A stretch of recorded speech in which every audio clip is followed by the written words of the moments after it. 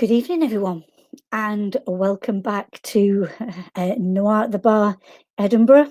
I think we're becoming a little bit of a habit here, digitally, online. But over these weeks that we've been in lockdown, and even as we're starting to be released a little bit, talking to people who've been saying, this is amazing because I wouldn't have been able to come to Edinburgh, or I'm in a totally different part of the world, or I don't get out of the house much, or being out in the evening isn't something that I like to do. But now I've been able to be on so many different sites as well, with different authors, different places watching this stuff. So a silver lining, I think, from lockdown to be had. So, brought to you, as always, by Honey and Stag. And I wonder if Honey is lurking around there. Buzz, buzz, I'm here. Yeah, there she is. Good evening, Kelly. How are you? I'm very well, darling. How are you? I'm very good, thank you. Not doing too badly at all. I just want to say, again, a huge thank you to you for all you do in bringing this together, but especially tonight, bringing along a set of authors, many of whom are totally new to me.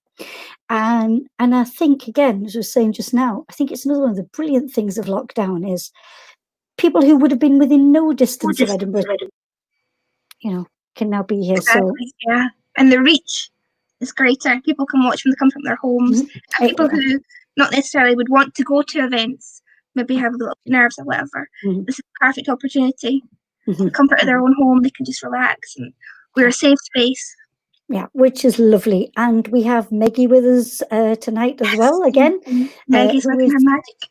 Who will be monitoring the chat, and can we encourage, viewers, if you're watching live, do send in questions, comments, say hi, wherever you might be viewing from, because it's lovely to know that you're there.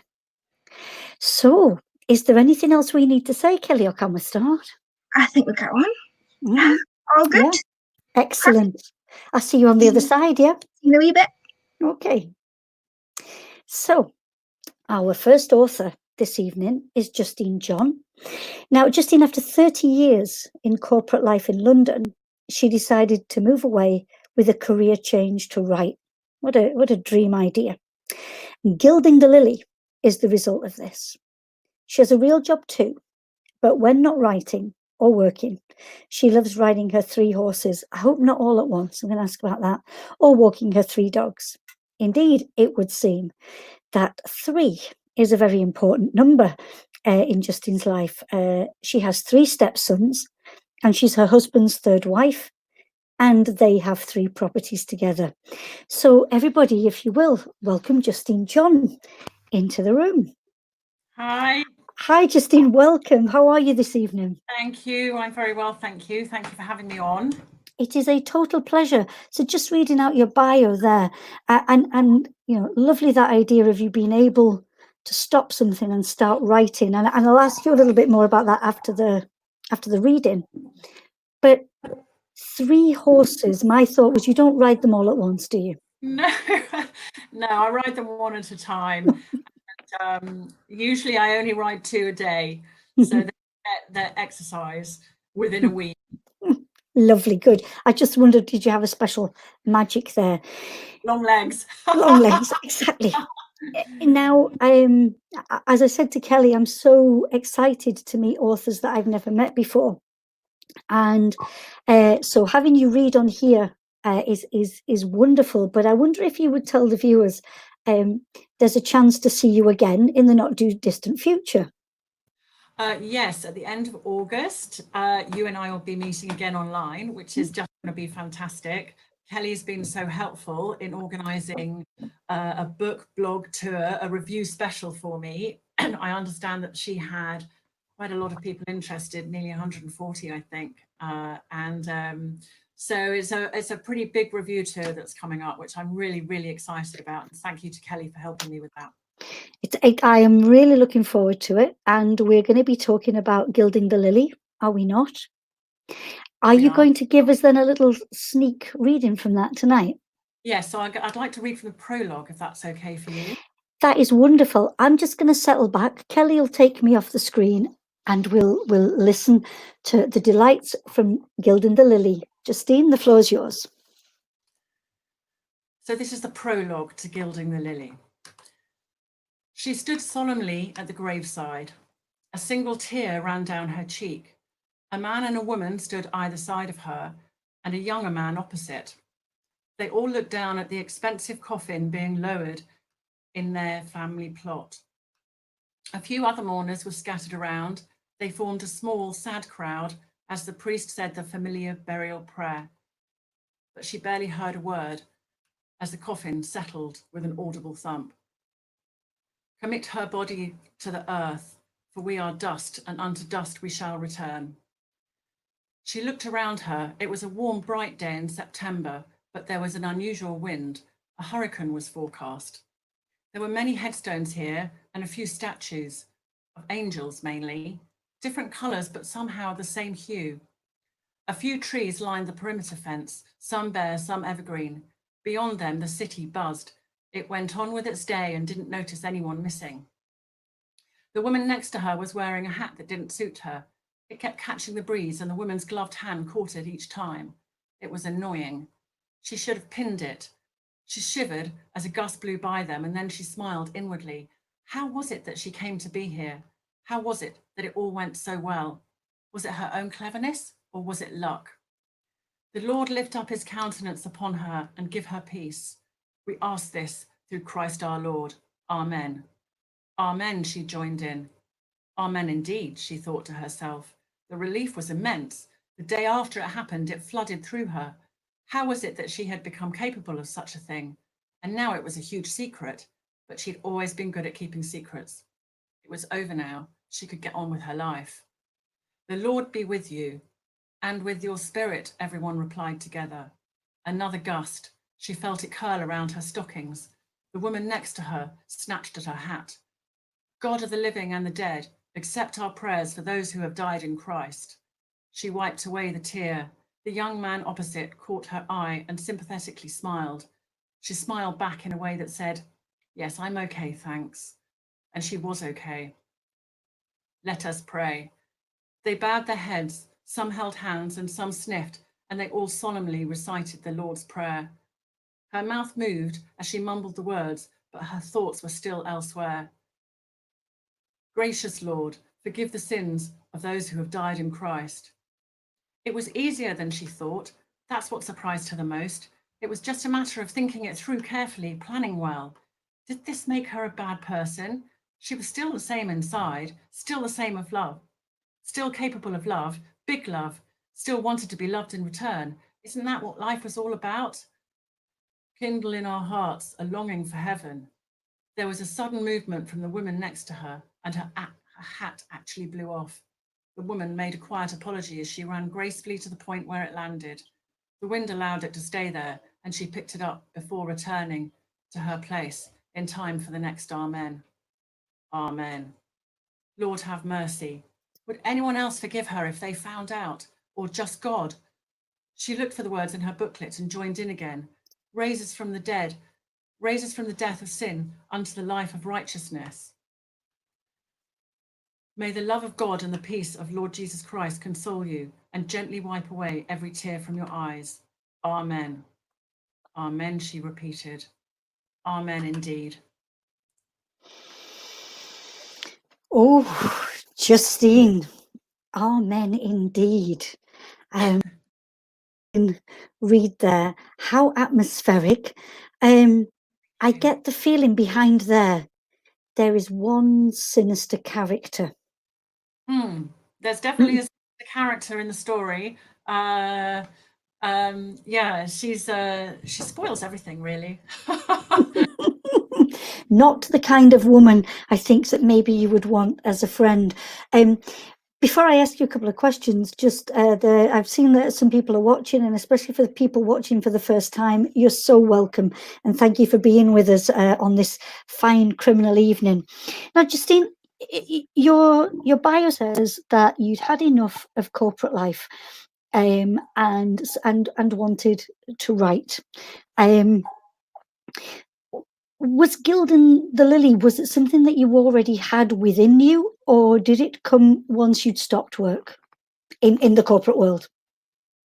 It came I knew I wanted to do it. The first chapter came a long time before I stopped work, and I've always written, and I've always been members of writing groups and gone to creative writing courses and stuff. So I wrote the first sentence a long time before it happened, and then it was sort of all around the same time that I left work. My father passed away. Mm-hmm. It's a set of circumstances that were, someone said to me, well, you couldn't even write it. And I just thought, I can write it. So that's how it started. And then from there. Wonderful. I mean, that idea that even out of, one of life's difficult moments as well, that there is creativity comes out of that, and I think that is lovely. The thought of being a crime writer, how does it make you feel? Very excited. I mean, the thought of being a writer, full stop, is a dream, and one I hope to achieve. And the thought of being a crime writer, crime writing, it can be so exciting and so complicated and so so in depth, and you have to be so careful. I guess you have to get the facts right, and everything has to tie in. So it's a skill that I really hope I can achieve. I do too. Because I've started in on Gilding the Lily, and I love it. And without giving anything away, and I'm trying not to do too much of our conversation that'll be in August, but the notion of lily.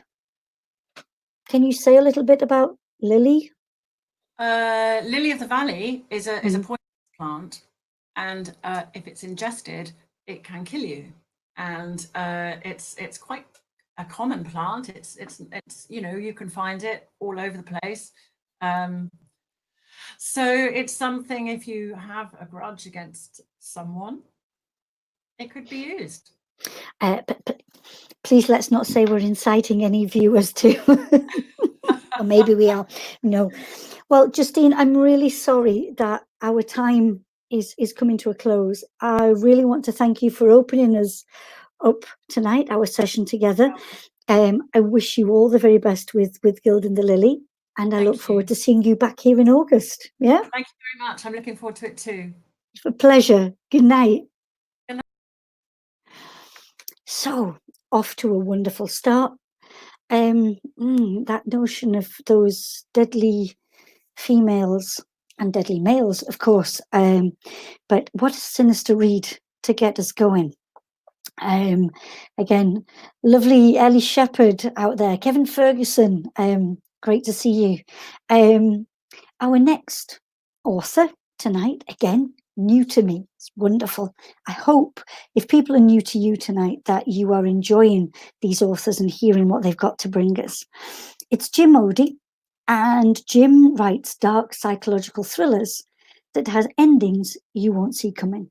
That's the kind we like, and favours stories packed with wit.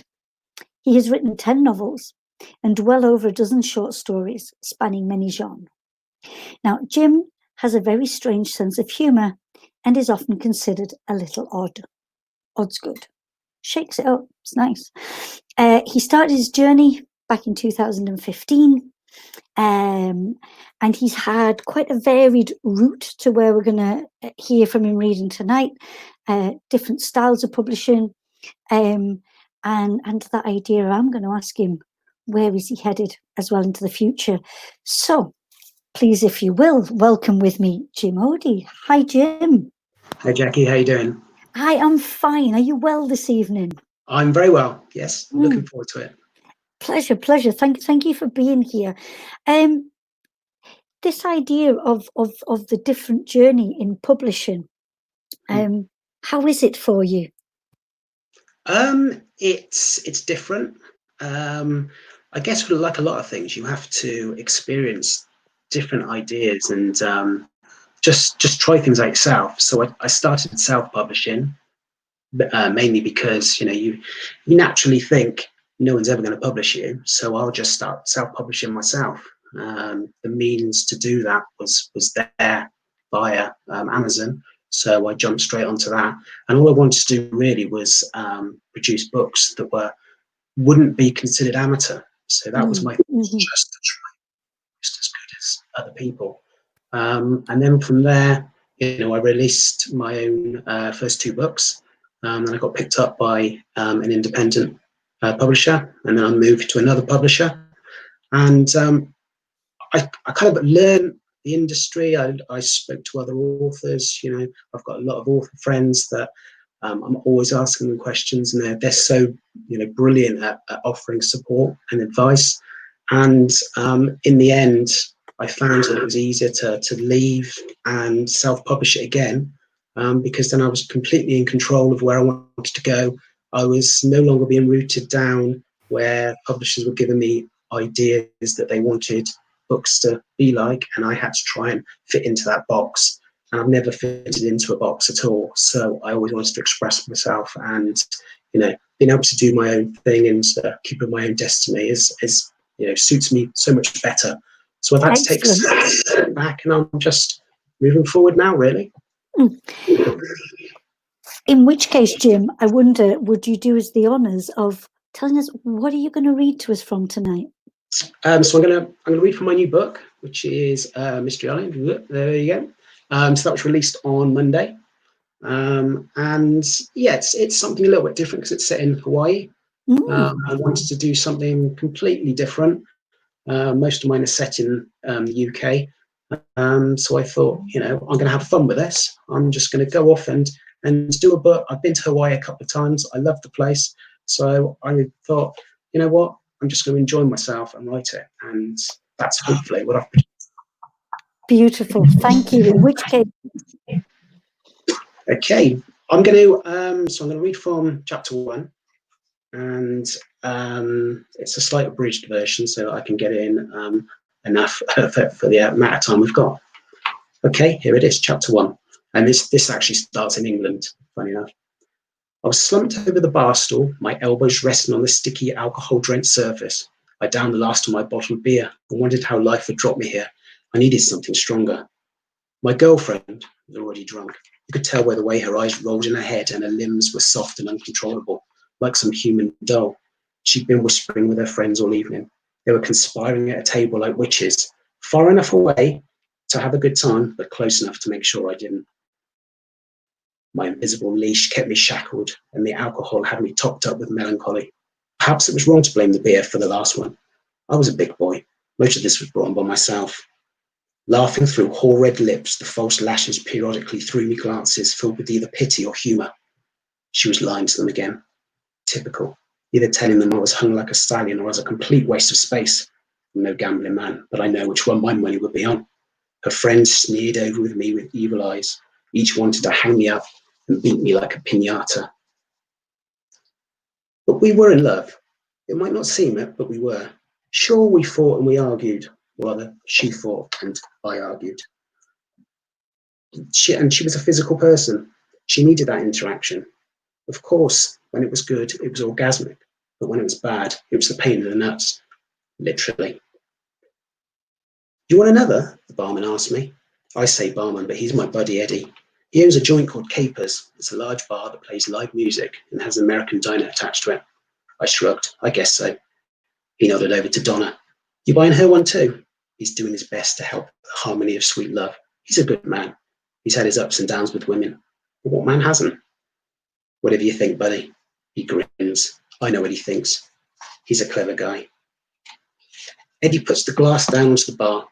Why is she sat over there and you're sat here? He says. But he lets it hang in the air as he makes a Jack and Cola. He knows. He gets it. He acts like he's a shrink to get me to come to my own conclusion. She has attractive friends, I mumble, sipping the drink. I'm not lying either. Well, apart from Sheena, with all due respect. Sheena's a pig. She's letting off steam, he said, with a touch of diplomacy. But she's going home tonight with you, right?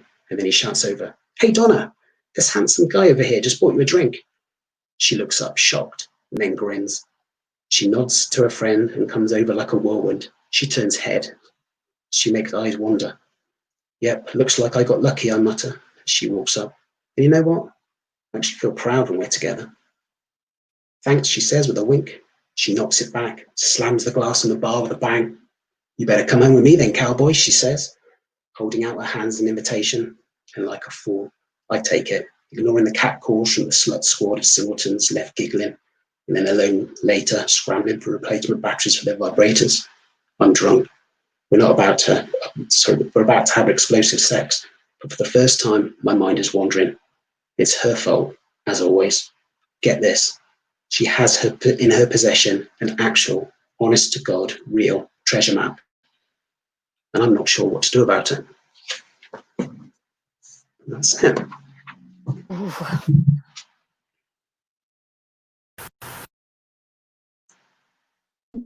Jim, people don't normally bring us writing that has that kind of, I don't want to call it romantic tension, because I don't think it's romantic. I mean, it's really deep passion there, isn't it? You know, that visceral. Yeah. And so thank you so much for bringing, you know, in all the years we've been doing it at Edinburgh, I can't recall anything that's had that tension there. I just want to know, and you can't tell us, but I want to know where this is going to go, because somebody is not going to come out well from this, are they? No. I mean, there's a lot of questions there.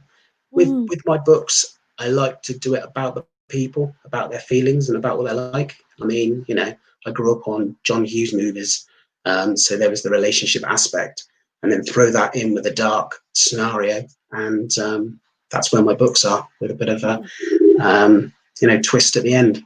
And I think, you know, that the idea of setting it on Hawaii, that idyllic place, you know, and yet all is not well in paradise, is it? No, exactly. And that's the idea of this. This is meant to come from a two-pronged kind of approach. So Donna is very much after this treasure for the treasure map. She's heard stories, she's heard legends. She's convinced that she's got a map that no one else has seen. Everyone else has been looking in the wrong place. That's exactly what she's thinking.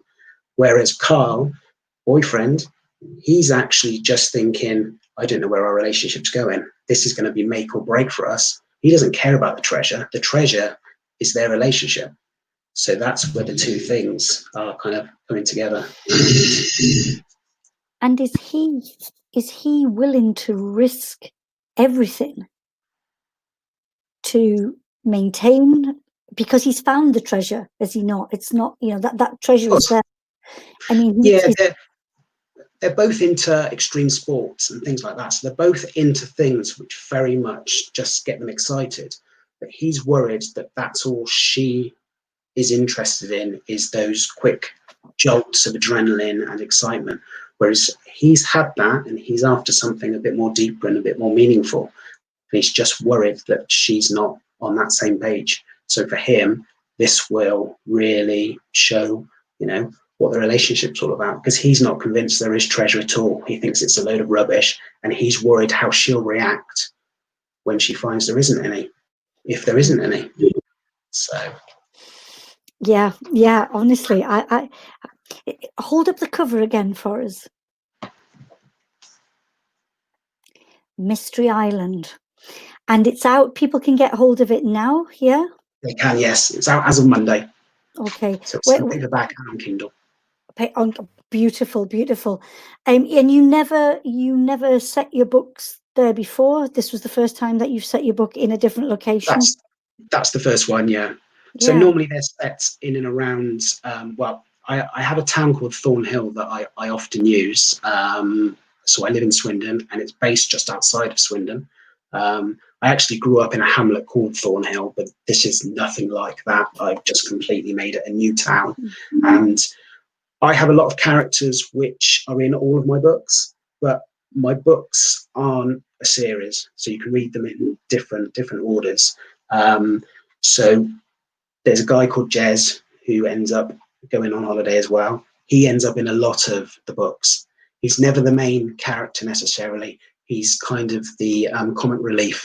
He's a tall, gangly guy who always seems to end up in the wrong place at the wrong time. Mm-hmm. it is a world that I am so unfamiliar with. As I say, you are new to me tonight, and it will not be new to me anymore. I need to get into your work, because that notion of the psychological thriller, the wit, and the way in this book, at least, that you're talking about, the way you deliver us, but a male character there with a whole wad of emotion. Yeah, I mean, I don't see a lot of it around. It's something that so it's not something that I've necessarily copied. It's just something. I mean, I always say I write the books that I want to read. I struggle a long time to look at the exact books I'm after, and so I end up writing what I like, and I hope other people like them too. I think that's a good basis whenever you're writing, is to just write what you like, and then fingers crossed other people do too.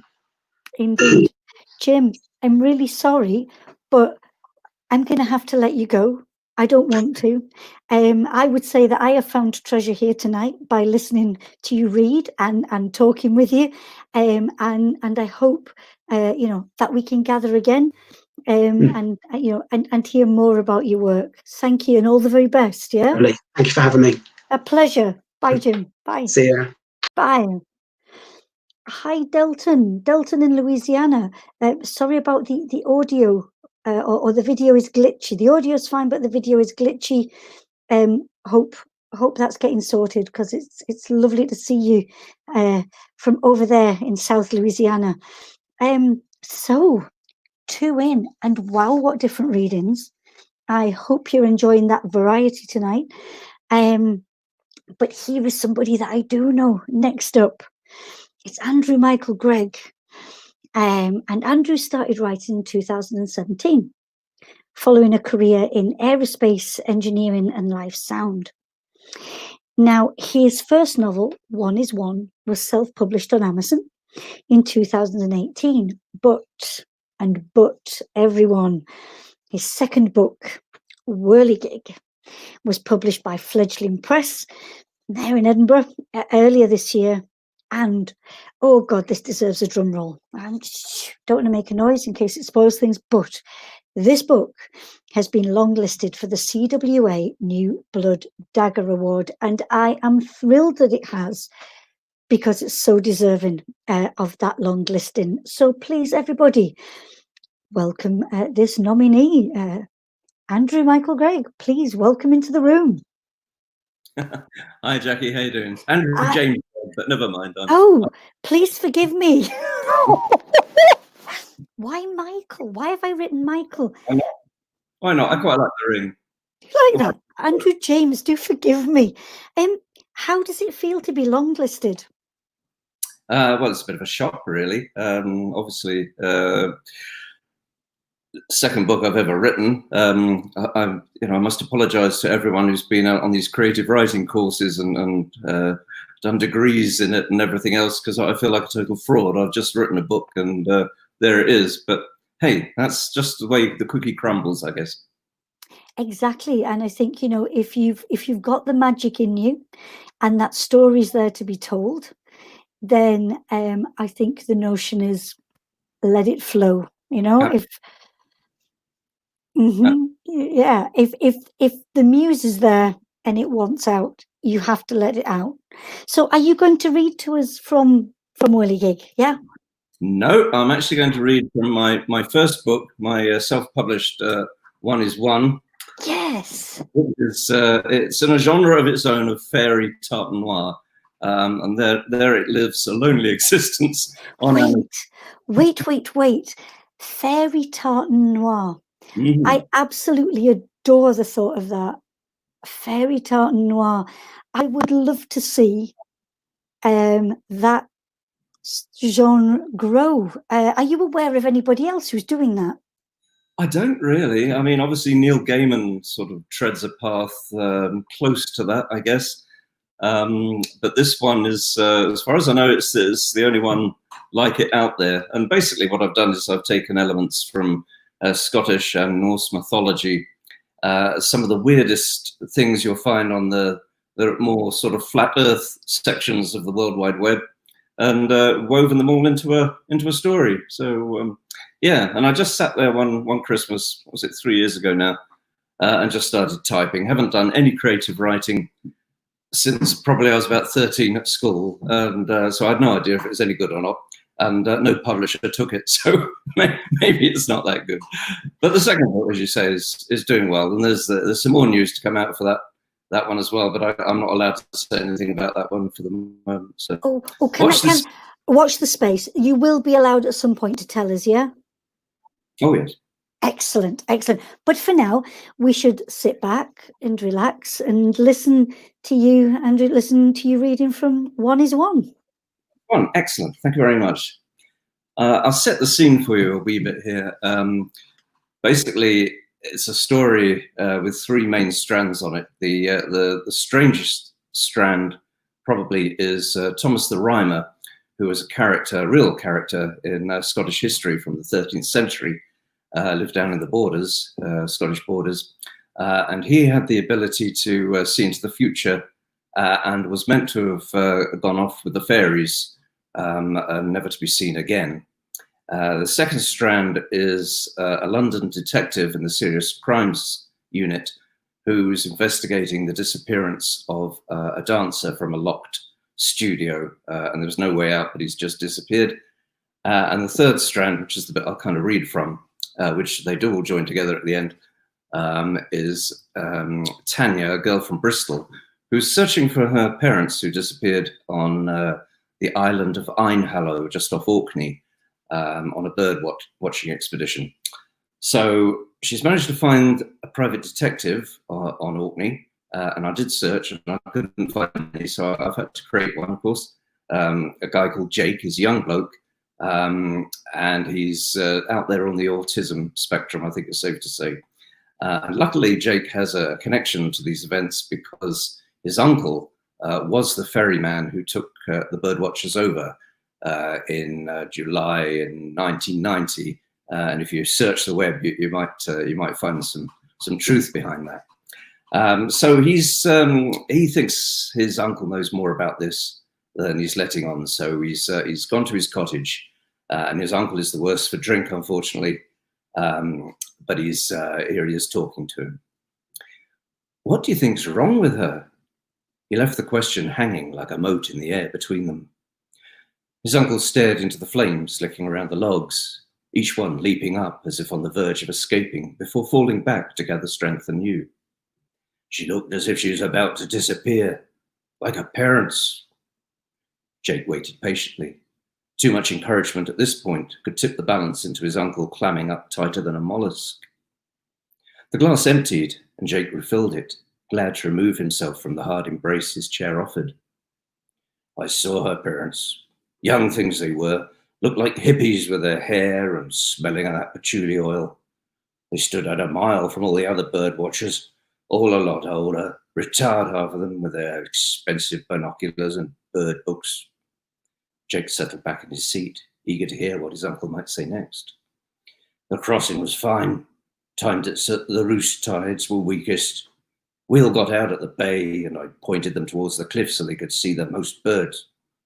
Her parents went off with everyone else, hanging back a bit, but they were all in one group. Told them to stay in sight of each other just in case someone took a fall or something. Some of the older ones looked as if they could peg it any minute.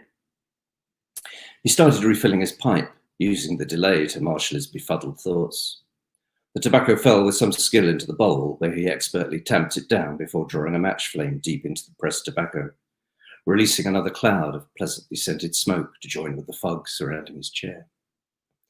I'd gone up to the chapel.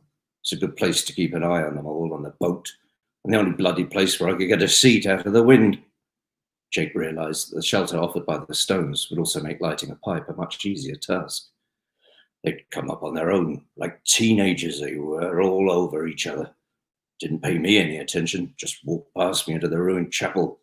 I left them to it. What they did was up to them. Trouble was the rest of them were coming up the hill, and I didn't want any fuss with them, being caught doing whatever. So I made as much noise as I could, coughing and all, and walked into the chapel. His eyes caught Jake's again, only now they had widened as he relived the moment. They weren't there. They'd bloody vanished. All that I saw was her eyes, hanging in the air and look at me like a fucking Cheshire cat that was about to die. How could I tell anyone that's the last I saw of them? I'd be bloody locked up in the loony bin. Aware that he'd said more than he'd intended, he lunged at Jake, grabbing his shirt, and spat foul breath in his face. That girl has the same bloody eyes. It was like seeing it all over again. Don't you ever tell anyone what I just said. Nobody. Understood? No, Paps, of course not. Don't worry. Jake held his breath until his uncle released his grip and sank back into his chair. Able to breathe again without risking a halitosis lungful, Jake made his excuses and left as rapidly as he could. Far from providing answers to his puzzle, his uncle had just added a whole new level of complexity. What's that? I need to unmute my mic. I had it muted and I was totally transfixed, and I've still got the eyes before me. Andrew, before I ask you questions about that fabulous reading, I just want to say a big hi to Peter Rosowski. It's great to see you here with us tonight, Peter. Oh, Peter. Hey, and Christy Newport as well has come in. Hi, Christy. Great to see you with us. Before I ask a question, our good friend Kevin Ferguson, he has a question as well for us. And let me just get his question up. Okay. Can I find him?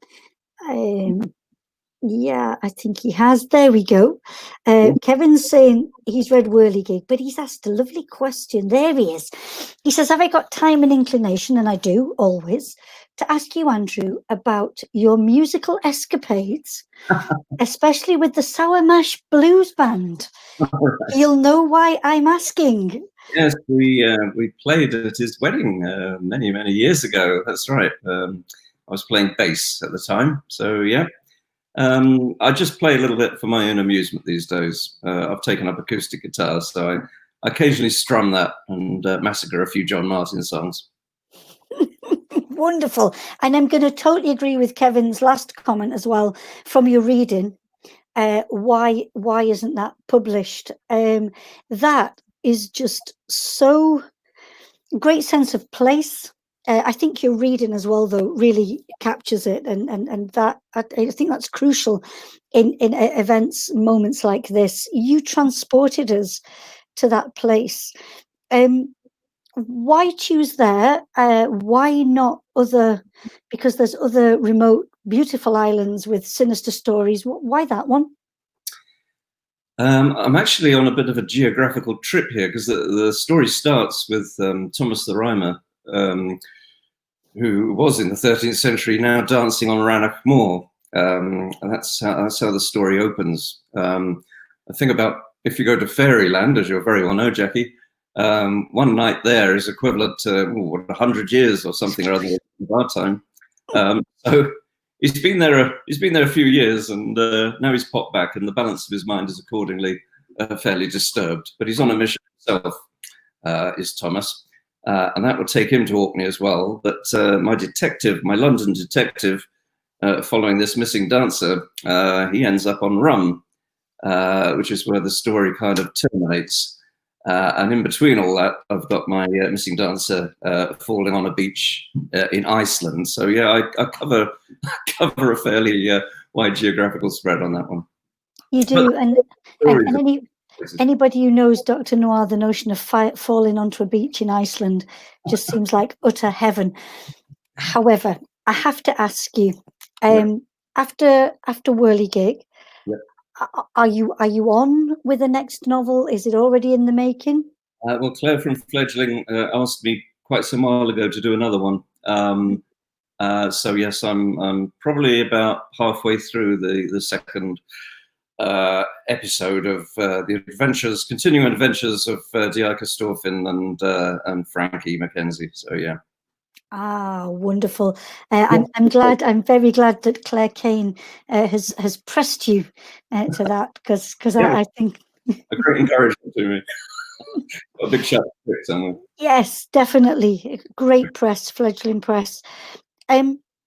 This notion of you moving from aerospace engineering to being now a writer, how was the transition for you?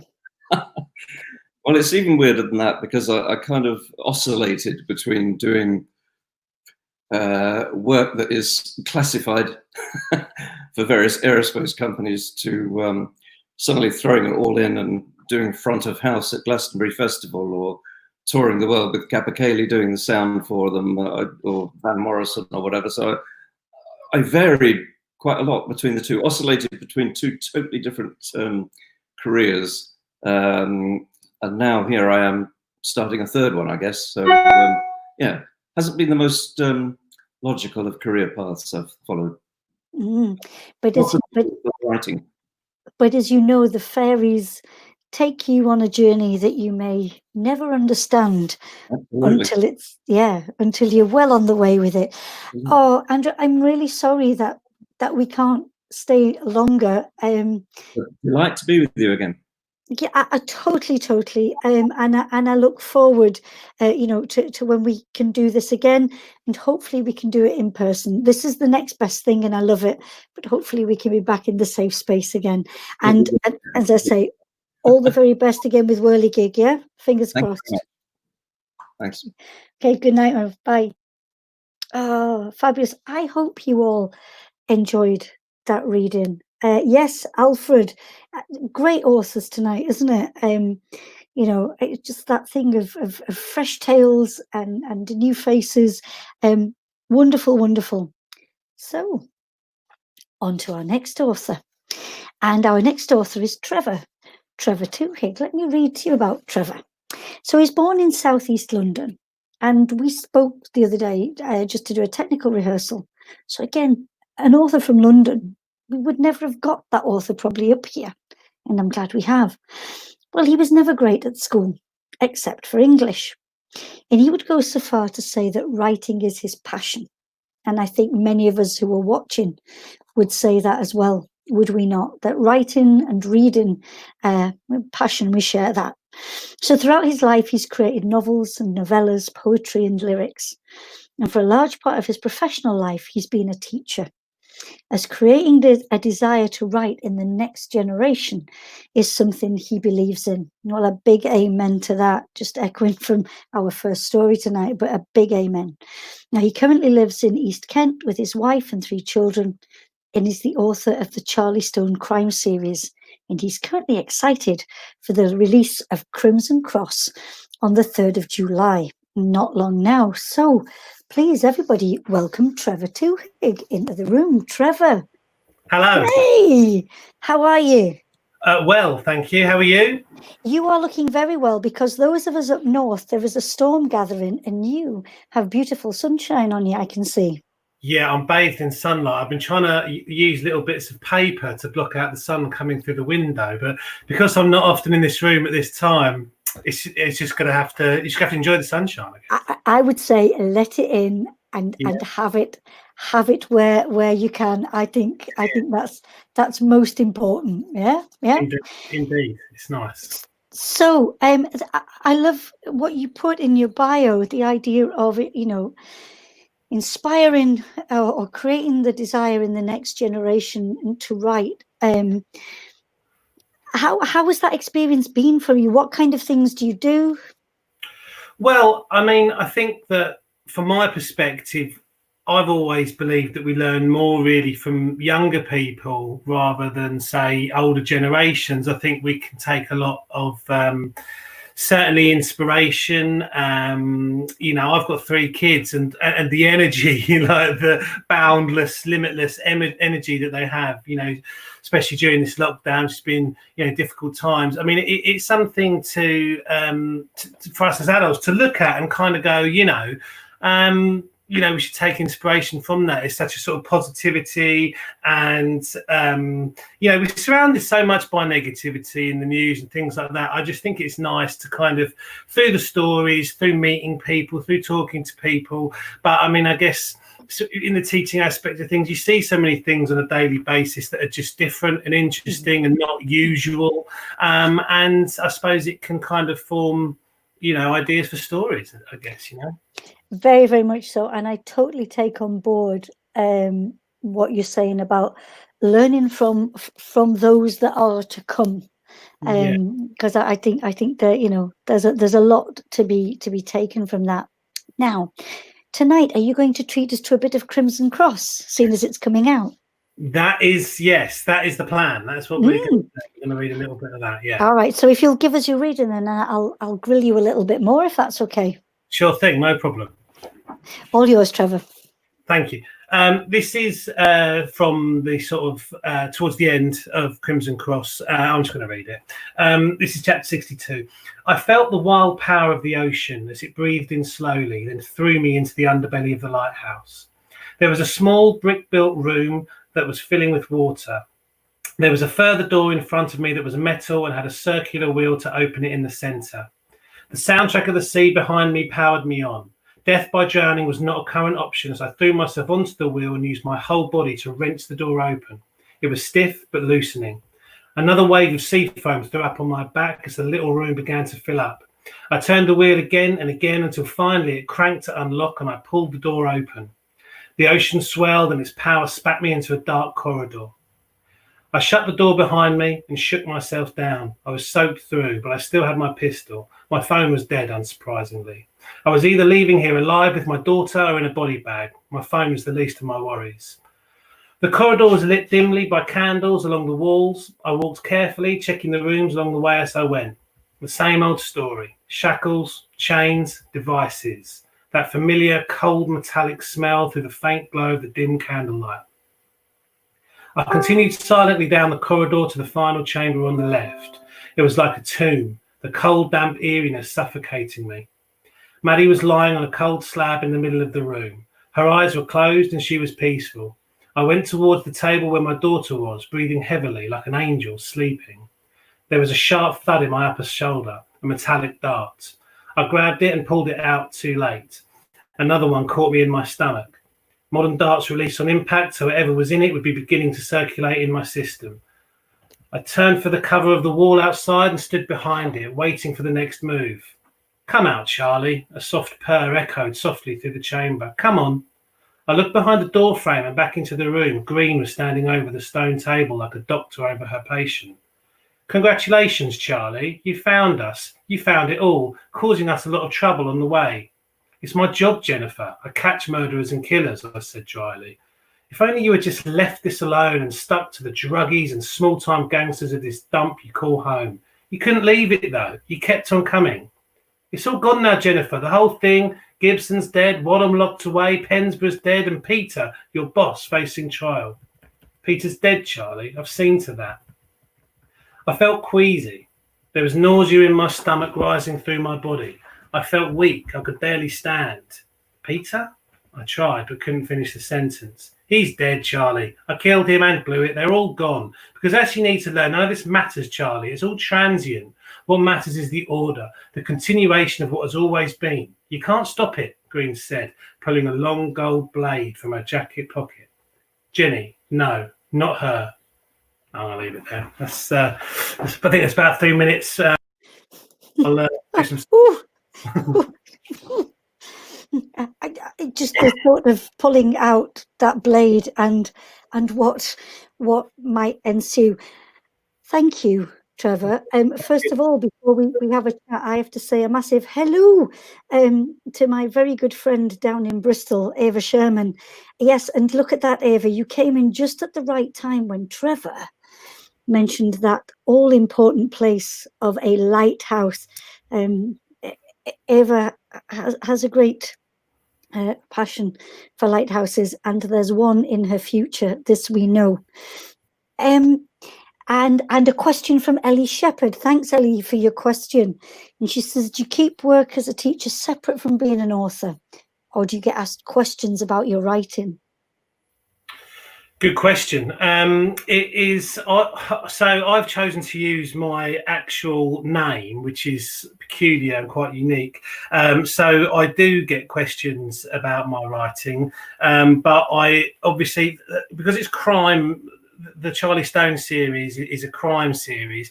I don't obviously discuss it with the students. I don't advertise it to them. I try and keep it away from that. But I think, you know, it's positive in a lot of ways, because I think it can help in the lessons, and I think it can help to, you know, inspire people in some ways, especially some of the older students like A-level and things like that. So yeah, but ideally it's kind of in my head, it's kind of two separate things really. So I try and keep them as separate as possible. Thank you for that. Thank you. People enjoying your reading, the cliffhanger that you left us with. Yes. I'd like to ask where does this fit within your body of work? I mean, do you have a series? Do you have a protagonist that we need to get to know? Oh yeah, 100%. So this is the second novel, Crimson Cross, in the Charlie Stone series, and this is Sunny Sands, which, if anyone is aware of Folkestone, it's the only sandy beach south of London, basically, that's sort of within an hour, and it's it's in Folkestone, and the whole of the first story is based around a teenage girl that washes up on the beach, which is kind of wouldn't happen really, touch wood, it's kind of rare for that thing to happen here. And so the main protagonist is Charlie Stone, who is a detective who comes with his own issues, like a lot of these detectives. However, I think the slight USP with Charlie is that he is going through a divorce, which isn't obviously unique, but the relationship with his daughter and trying not to become estranged from his daughter, who's 5 in the first story, and in the second story, Crimson Cross, she's now 7. So it kind of follows on. It kind of follows on, and it follows his life and the things that are happening in it. And I think if I was describing the stories, I'd say that obviously I'm trying to sort of have a kind of a drama, sort of family emotive element to it, as well as kind of it being sort of action packed and hopefully engaging. So hopefully I get somewhere in between the two of those. Well, I think even from such a short reading that you've given us this evening, I think that is clearly evident. I'm going to say, my to be read pile from tonight's set is just going to it's going to start groaning. Delton's commented there out in Louisiana. People saying about your reading. She is an elementary school teacher, primary school teacher in the South there, and writes short stories with my students as the characters. Oh wow! Yeah, that's bold. I like that. I mean, I've got a children's novel that's sort of tucked away that I need to do something with. So maybe that's the next step for that. But I think with the Charlie Stone series, it's possibly a bit too X-rated, if you like, for the kiddie winks over here. That might be tricky, might it? Because you don't want to get in trouble with the authorities. No, that won't be ideal. But I think, like you say, if you keep it very separate, but I think use maybe certainly some of the themes and the ideas and that might flow through them. I think that's a great idea. I'm just thinking, having and I totally echo the reading that you've given and how that's elicited people's responses. I'm just wondering if Delton over there in Louisiana, I wonder if at some point we could actually bring you on to do one of your readings as well. Let's talk further about that. Juan Andres Santelices, he says, Trevor, these past days and weeks we've been again confronting a big issue that is discrimination and racism against minorities. And this is a big issue here in the UK and the USA too. Do you think an author like you could talk and educate on this with your passionate literature? What a beautiful question. Thank you, Juan Andres. Yeah. That's a wonderful question. And yes, I think, I think you have a responsibility, I guess, to if not educate, certainly try and put across positive role models and aspects within all sort of art, I guess, isn't it? So I mean, it's very much in my thinking. I've already got the plans for the 3rd novel to come out for Christmas, hopefully. And I mean, lockdown will feature in that, and I think that certainly some of the issues that I guess we thought had kind of had gone away, I guess, with regards to racism and so on, and are back full force, I think need to be addressed. And obviously we need to kind of, I feel as artists and so on, we need to kind of make sure that we're sort of trying to make a better world, make a better society. And I think that's the whole purpose of your art, is that you're supposed to make people happier, and you know, and that's the whole purpose of it, I guess. It's beautiful, Trevor. That is so beautiful. And Kelly's just told me that Juan Andres, you're Pacari chocolate, and so just wanting to thank you for the sponsorship, for the spotlight beforehand. Thank you for that. Now, one last question. I'm really sorry. We could talk to you so long, and this is Delton wants to know what year groups do you teach? What grades, but what year groups?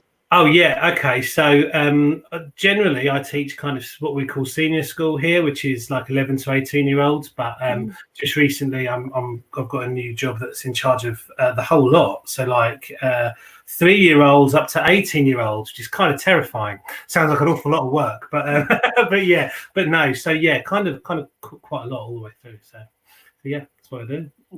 Yeah, Juan Andres, thank you so much for your answer. Delton, I hope that made sense, because again, with us having a little bit of a different education system, but Trevor, your answers and your thoughts tonight, really, really grateful for you being able to be on with us. Okay. All the very best, with Crimson Cross. Be watching out for that. Yeah, and when it's possible, please get on a train or a plane and come up to read to us. Yeah. Hey, yeah, I'll be there. I promise. You send the invite, I'll be there. Brilliant. Ellie's got another question, but I wonder, Trevor, would you be so good as to respond to Ellie on Messenger? Is that all right? Yeah, just because I'm aware we've got people in the room and I need to get them in. Okay. Sure. Thank you so much for your time. Cheers. A pleasure. Thank you. All the best. Bye. Bye. Wow. Oh, I hope you are enjoying all this. What an evening. This is hotting up and just lovely. Whole new sets of books to be getting into. And somebody there passionate about bringing on young people and what writing with young people can do. So, but on to our next author, who is Michael Winson. Now, Michael's debut thriller, Incognito, is a gritty, realistic story set in his childhood home of Manchester, which is also my childhood home. The story is dark with humour woven throughout. And the reviews on Amazon have been great. So check that out, Incognito. The ebook and the paperback are available now, and the audiobook will be out in August. But I did ask him for a little bit more about himself, because I think, we like to get to know our authors, yeah? And so he tells us that when he's not pursuing his dream of becoming a full-time author, he's, excuse me, he's the head of data and insight for a large insurance broker. And he lives with his wife, the inspiration for his main character, and 4 young sons in Northampton. I'm taken by the romantic gesture there, the wife being the inspiration for his main character. Well, everybody, please welcome Michael Winson into the room. I have some questions for Michael. Hello. You didn't want to tell me your bio details, and I'm glad I've got some out of you there. This is all very new to me. It's lovely to have you here. I am so glad that you were able to do this. Before I ask you to read and ask you some questions, I have just had a massive surprise on the chat. My absolutely wonderful soul sister from all the way over in Oregon, Laura Starman. Thank you so much, Laurie, for joining us tonight. It is an absolute thrill to know that you're with us for this session. Huge hugs to you. I'm not going to get any more emotional because, Michael, this is your moment. No, that's fine. Don't hold back for me. Tell me, this idea of your wife being the inspiration for your main character. Talk to us about that. Well, I couldn't really not, could I? Life wouldn't have been worth living. I wanted to write a story with a strong, independent female lead. I can't think of a better one than my wife. So she's taken her name. She's taken quite a few of her attributes. In fact, most of the characters' names are a mishmash of my sons. I've got 4 boys, so their names crop up all over the place. So it was a way for me to kind of honour my family and the wider people around our family that, you know, that are important to us. That is so beautiful. And does your wife know that you've done all this? It's not going to be a surprise to her, yeah. She does. I think she's watching in the other room as well. What's she called? Lisa. Hi, Lisa. And I'm looking forward to getting to know a little bit about you, evidently through the book, because you are that inspiration. Head of data analysis to a full-time writer. It's a little different. It is. Why go into writing? What has drawn you into being a writer? Do you know, it's very hard to explain. I imagine most people kind of think the same. It was just burning in me. There was something in me, and it was, funnily enough, the idea for Incognito was something that I came up with on one of the 2.5 hour commutes into London that I have to do quite regularly. And I just found myself daydreaming more and more and more each day over this story that I just felt like I really wanted to tell. And in the end, I couldn't stop myself. So I had to take a week off work. I had to shut myself away from the kids. I went and sat in our bedroom with my laptop, and I just went for it. And it's kind of snowballed from there, really. Now I've gone back and re-edited God knows how many times, because every time I've read it, you're never quite happy with your own work, you know. But there's 2 more books now planned in this series, and another series that's also sitting there as a niggling voice. That I love it. I'm just going to have to keep doing it until I don't love it anymore, but I can't see that happening. I love that. I love the fact that this series is already in motion, and I love the fact that there's something else bubbling away there. Glorious. So is it from Incognito that you're going to read to us, or something else? It is Incognito, yeah. I've finally got a bit that I'm happy with. So wonderful. Good stuff. So we'll sit back. Michael, the floor is yours. Thank you. So yes, we are only a few chapters into Incognito here, and we're coming in on Lisa and her partner Will, exploring a little bit about her opinions and her attitudes around what may be controversial, but hopefully not, sexism and the impacts that it has on her. So I'll jump in if I can. Get that ready, there we go. Now, only Will in SO15 really knew how she felt about it all. She couldn't help but let it slip during a tipsy debate about the Women in Policing Awards last year. Will had tried to suck up to her by explaining what a great idea it was and how it was long past due. He dropped his pint, spilling it into his crotch when she punched him in the chest.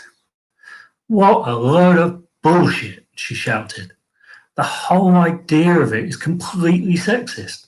Just imagine, Will, imagine the fuss that the loose women loonies would kick up if somebody launched the Men in Policing Awards.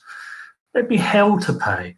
Heads would roll, pensions would be stripped away, jobs lost. But it's okay if it's just for women. If you can tell me how that is equality, then I'll buy the drinks for the rest of the month. Equality, true equality, is simple, Will," she continued. "Nothing in the world should be about gender. Any gender.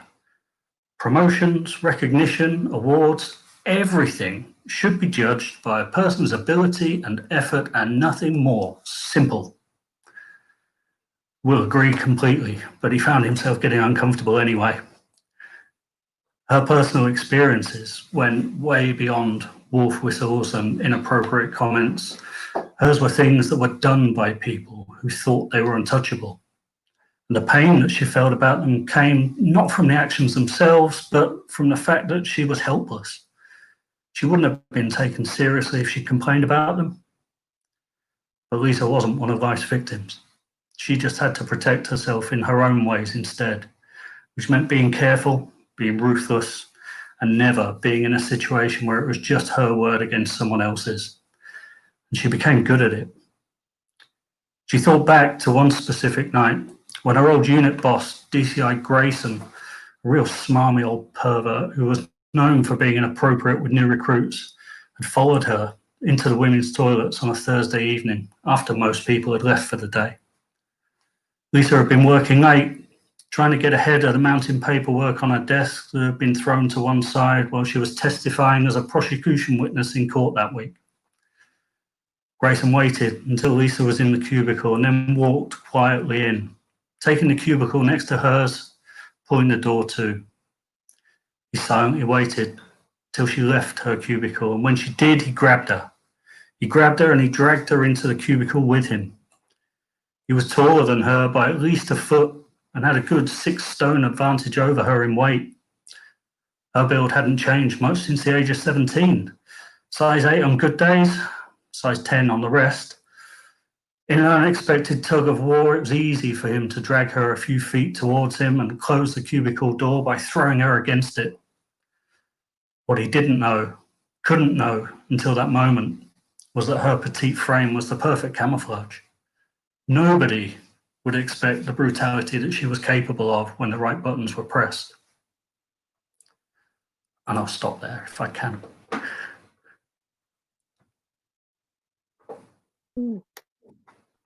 Wow, Michael, just wow. I didn't know where we were going with that. It was, yeah, Ava says, I love the way Michael is reading, or rather just chatting to us. Yeah, a beautiful delivery, absolutely beautiful delivery. But again, you know, the surprise that was there, you build it up, we're expecting something. I was thinking, oh no.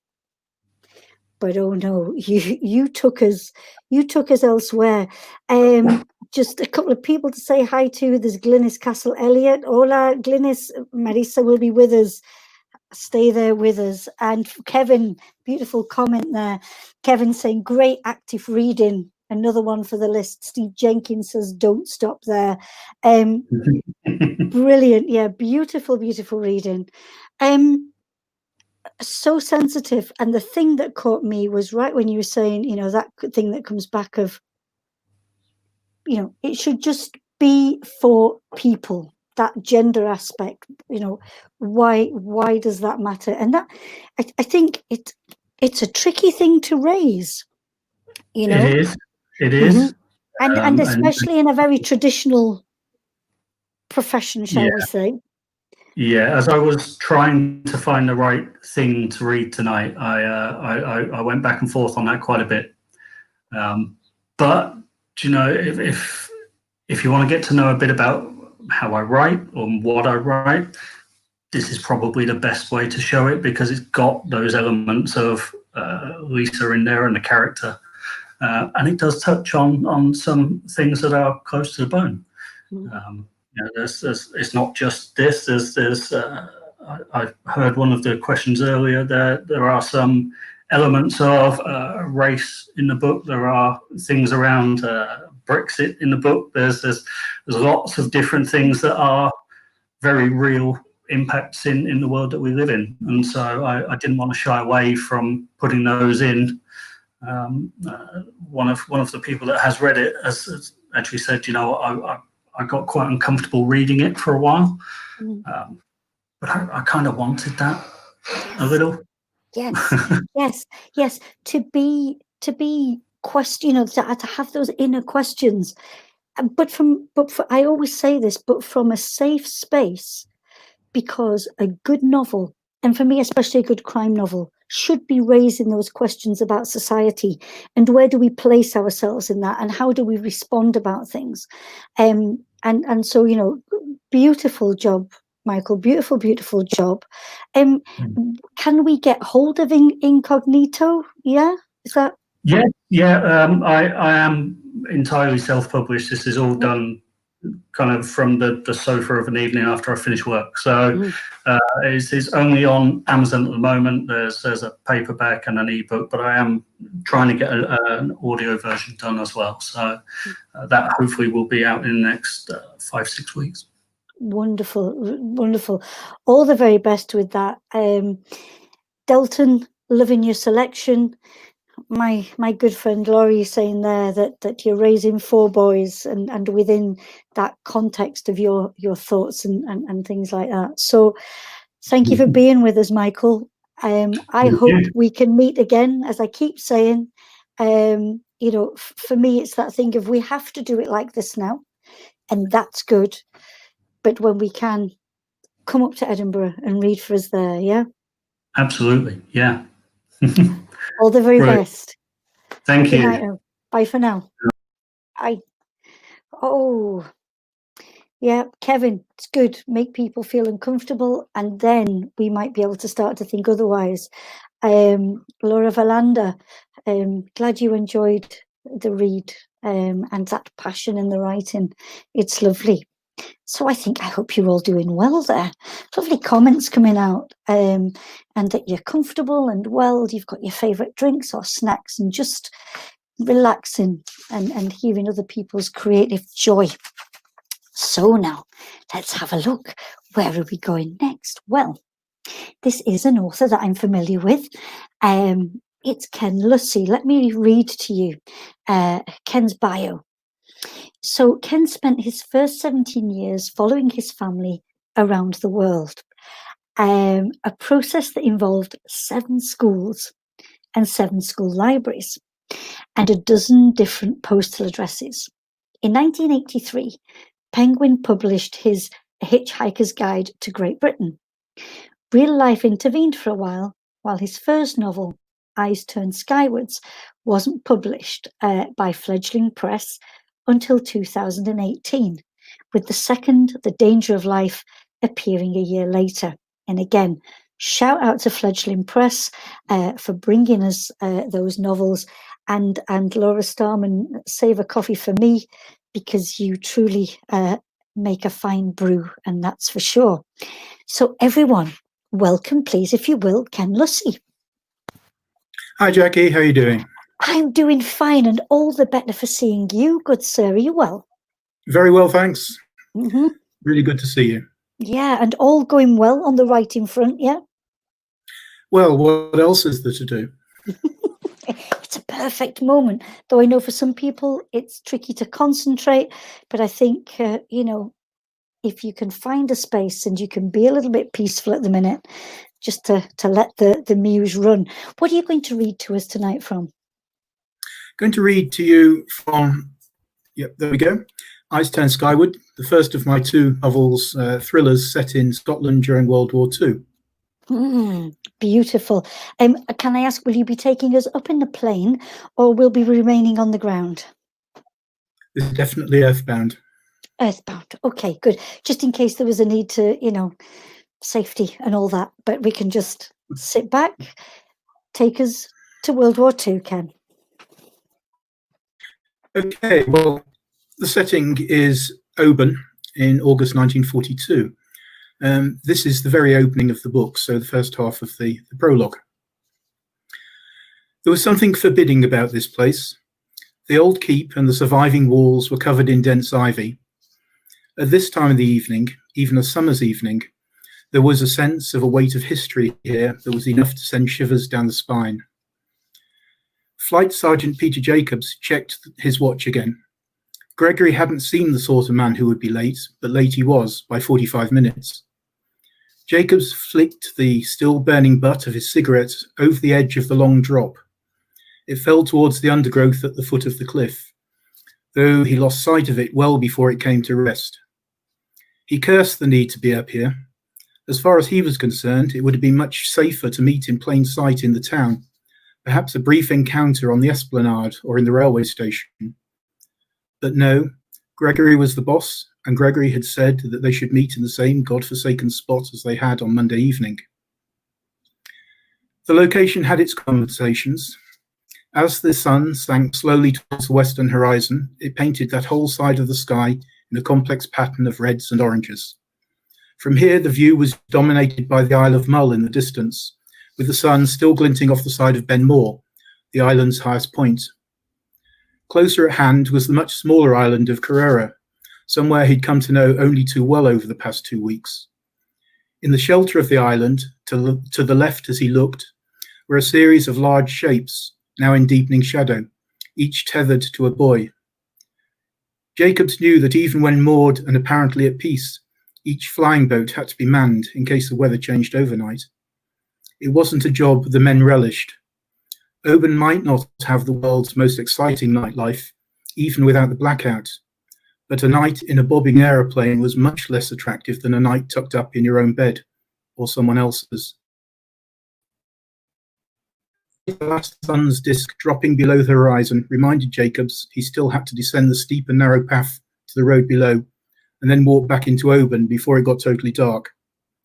Finding his way in the blackout was not an attractive prospect. He looked at his watch again and tutted. An hour was later than anyone in this game should ever be, unless something had gone badly wrong. With a last look at the glorious array of coloured clouds in the west, Jacobs made his way across the overgrown courtyard to the narrow gateway. This provided the only way into and out of the ruined castle. Jacobs had to duck a little to protect his head as he passed through, and, as he had when entering, he removed his side cap. The last thing he needed was to have to explain how he'd got moss or pigeon droppings on his only uniform cap. As it turned out, the last thing Jacobs really needed was the pineapple-sized piece of rock that was brought down hard on the back of his skull as he emerged, head still bowed, from the gateway.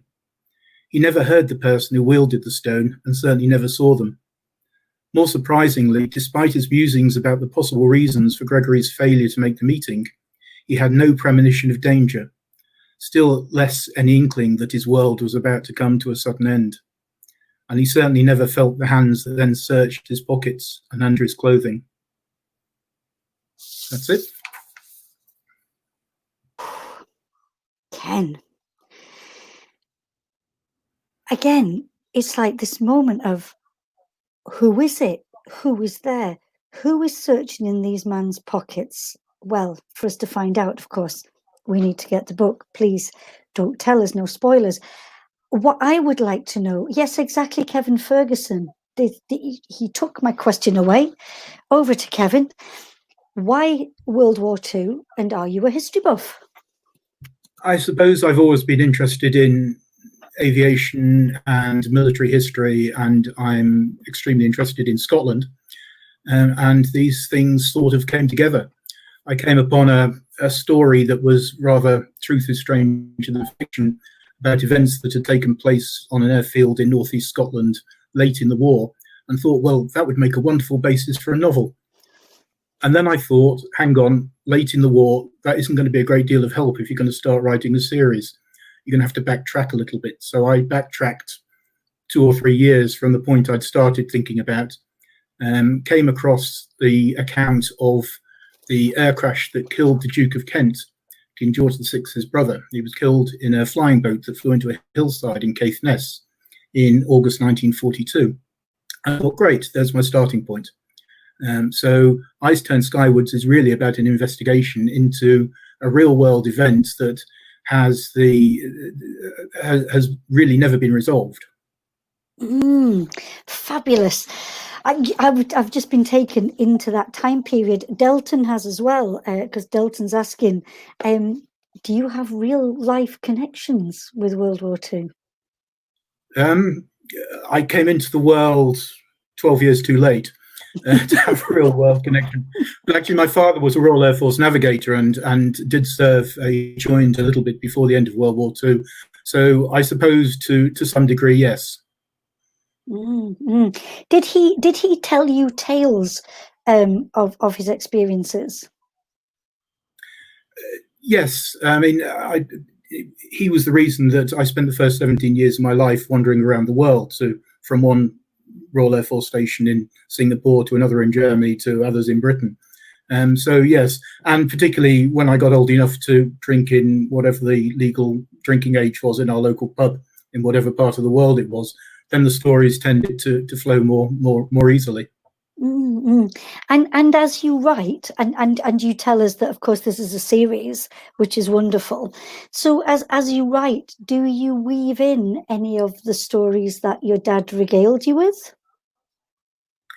No, not really, though I do tend to collect stories. I collect odd events and odd people and interesting people and things that can be woven together in order to try and make something that's perhaps more interesting than the component parts. And I'm intrigued as well to think that, you know, you finally getting to this point of being an author, having done, you know, the Hitchhiker's Guide to Great Britain, but becoming an author and historical crime fiction, was that somewhere lurking in the past, or did this idea, you know, the notion to be this, has it been recent? No, I don't think so. I mean, I've loved books since I can't remember when, and those 7 school libraries, I sort of cleared them out one after another. So I always loved books. I've always enjoyed writing. The Hitchhiker's Guide was just a bit of an oddity. I'd done a great deal of hitchhiking whilst a student, and it seemed like a good idea at the time, Your Honour. So really then, sort of, as I said, real world did intervene. But in the background, there's always been this desire to write the great novel, or indeed any novel. And wonderful. So there are two in the series already. Yeah. There are. Yeah. Let me do a bit of product placement there. Eyes Turn Skywards and The Danger of Life. Wonderful. And because I'm always greedy and I always want more, is there a third on the way? There is actually a third and a fourth, both written. One set in Orkney, yes, and one set in Stockholm, which made for an interesting and enjoyable trip to Stockholm not all that many months before lockdown intervened. Like everything else in the world, I think we'll probably have to return to something more approaching normality to see quite how those are going to see the light of day. But I mean, more recently, I've been focusing on something totally different, which is a young adult novel set during the lockdown in central Scotland, written during the lockdown in central Scotland, to give it a nice sense of circularity. So that's now written to first draft stage, and I just want to see where that's going. That is wonderful. I mean, you say Stockholm again. It's a city for me that means so much. So I am longing to see, you know, in your series, you know, that vision of Stockholm that's there. I'm praying to the powers that be that books that are waiting to be with us will be with us. Ken, I thank you so much for joining us tonight, and for reading to us. It's always a pleasure to be in your company and hear you read. And thank you so much, Jackie. It's a pleasure, and I hope we can be doing this in the Wash Bar sooner than later. The beer is better. Indeed, indeed. See you soon. Bye. Bye. Bye then, Jackie. Bye. You see, the beauty of crime fiction, it doesn't need to be set in a specific place, time, structure. So flexible, and because of its flexibility, we can travel in time and place, and wonderful. So, how are we all doing? Ava Sherman is talking about Michael's work, Soaring Like an Eagle. It is. Michael, seriously, great work to hear from. And yes, Kevin, isn't Ken that butterfly writer? And I look forward to that YA lockdown. On for another one. Are you all with us? Is the stamina okay there? I do hope so. Because next up, I do believe it's David Evans. David, born in Edinburgh and brought up in Musselburgh. So there's a link to our honey, our Kelly Lacey, a nice link there. Well, David is the author of the Wakefield series of crime novels set in and around Yorkshire, 2000 and 2002. There's 4 books in the series, but he's also written Disposal, a crime novel set in North Essex in 1976. And he tells us that that's what he's going to read to us from tonight. So everybody, welcome David Evans. Hello, thanks for inviting me. Oh, and David, we can hear and we can see you. It's brilliant. Yeah. For the people watching tonight, we wrangled yesterday with the technicalities, and it was perseverance, and we got there, and you're with us. So born in Edinburgh. Yep. You've got some work set in Yorkshire, but the novel that you're going to read to us from tonight is in Essex. Where do we find you physically tonight?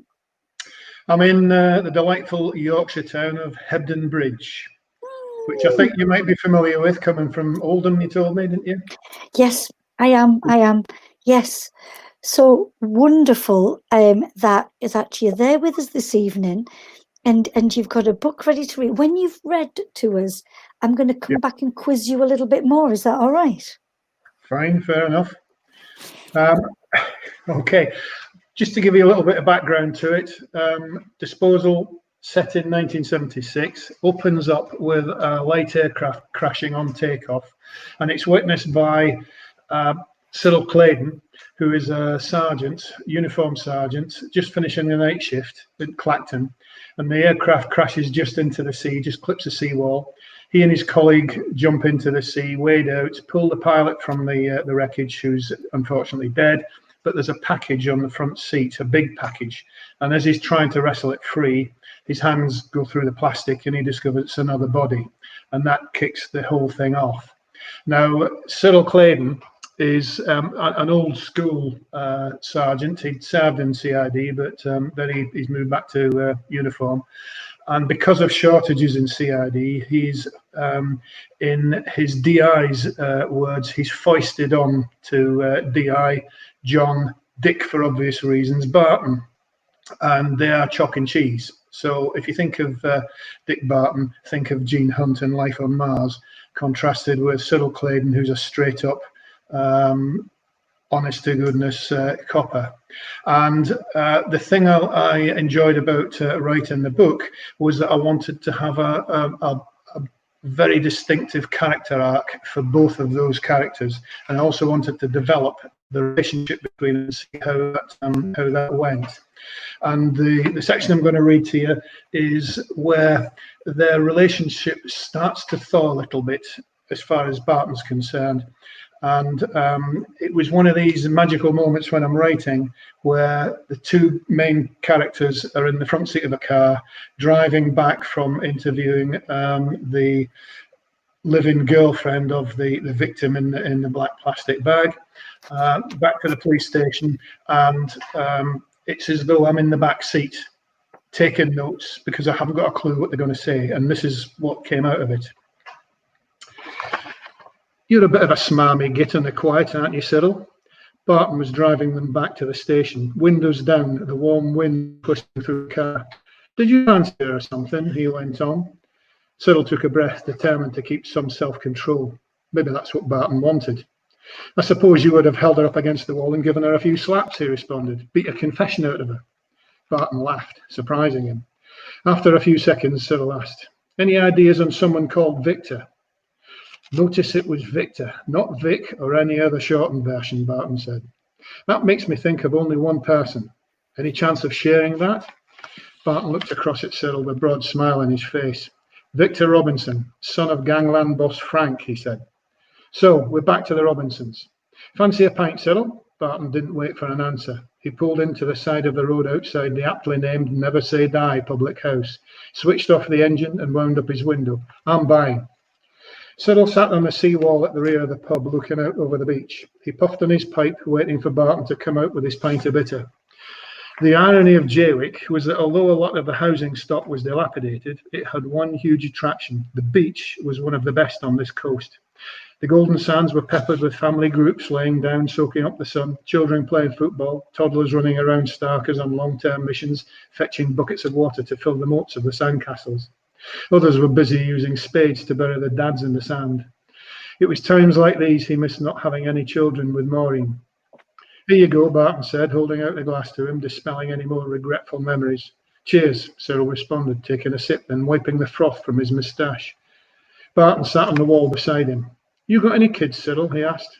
A puff on his pipe gave him a chance to consider his response. No, was all he decided to say. He wasn't going to discuss the fact that, unfortunately, Maureen couldn't have any. And your wife died, didn't she? 3 years ago now. I'm sorry. Barton took a drink of his lager. You still miss her? Every day. What about you? Barton lit up a cigarette. Divorced about 18 months ago. Sorry to hear that too. No, it was my fault. Did you ever fancy anyone else when you were married? Cyril shook his head. No, we were happy together. Soulmates, really. Maybe that's where I went wrong. Married a great pair of tits, but I wanted to test drive other models. But where are you now? I know, some shitty one-bed rented flat in town. Still, handy for taking a bird back for a shag. Plenty of them in Clacton, especially in the holiday season like now. Cyril turned away to view the beach once more. After a few seconds, he turned back to face the DI. But are you happy? Barton took a drag. Oh, I don't know. I don't think you are, John. Whether it was Cyril's first use of Barton's Christian name since working with him, or he'd hit a nerve, the DI quickly changed the subject. So what do we think about this case then? What's your take? Cyril took a large swig of his drink. Well, I don't think there's any doubt that Jem Fletcher intended to fly out over there, maybe 10 or so miles, and dispose of Morgan where he hoped he'd never surface. But I don't believe Fletcher was a murderer. This has all the hallmarks of a gangland assassination. But how Fletcher got caught up in all this, I don't know. And is Morgan the first? How many times has he successfully disposed of a corpse? You're going to say that the Robinsons are in pole position for this, especially what Beryl just told us, but you're not entirely convinced. No, it's not that. It's just I think we've got a lot more to find out yet. Cyril used his pipe to make a point. I mean, what did Yardley say about his plane and Fletcher? Barton rolled his eyes. Oh, shit, I forgot to get over and take a statement. Was that the first time Fletcher had taken his plane without asking? Had he done that with anybody else's craft? I've got a list of owners who sometimes used his talents. Barton broke into a broad grin. You know, Cyril, I knew it was a good idea bringing you back into CID. Like hell you did, he thought, knowing full well that it had been the DCI's decision.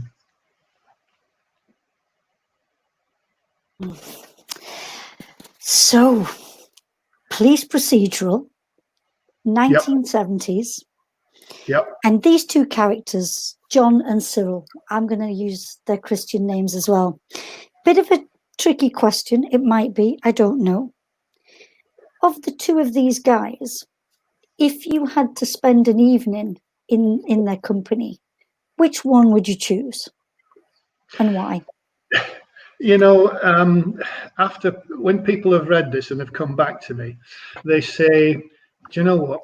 I started off really not liking Barton, but by the end of the book, I come to get him and I come to like him. And I think if you were going out, it would depend what you were going to do. If you're going out and having a whale of a time, you'd probably go out with Dick Barton. But if you wanted just to have a quiet, sensible, reasonable conversation, you would go out with Cyril. And the one interesting thing is that when I do talks to WIs and things, and I'm talking about John Barton, and I said he's called Dick for obvious reasons. And the older generation know exactly what I mean because they remember Dick Barton's special agent. Yeah. Younger generation who've never heard of that just think he's called Dick because he is one.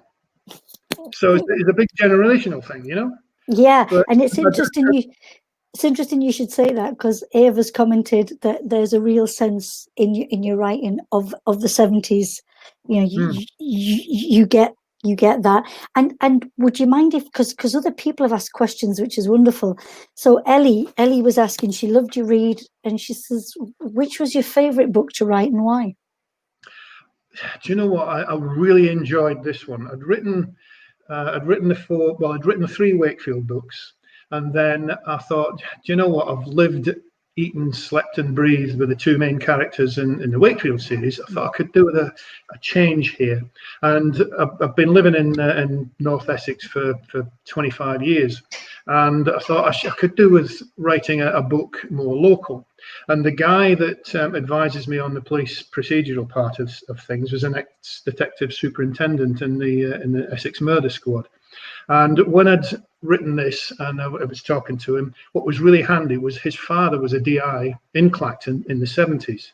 And the interesting thing he told me, he said that I sat down to watch Life on Mars with him, and he thought it was a documentary. That's brilliant, you know. So that's how true to life on Mars, some scenes in Life on Mars were. That this guy who was a DI in the 70s thought it was a documentary, not a drama.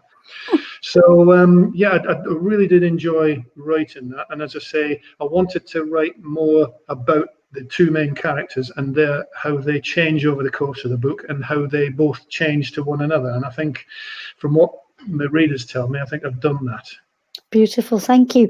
Kevin, a good question in from Kevin as well. Do you choose geography and then write the story, or does the story, has that decided where you're going to set what you're doing? Well, the reason for choosing the tendering area was because it was an area I was familiar with, and I thought I needed to write something to local to where I live.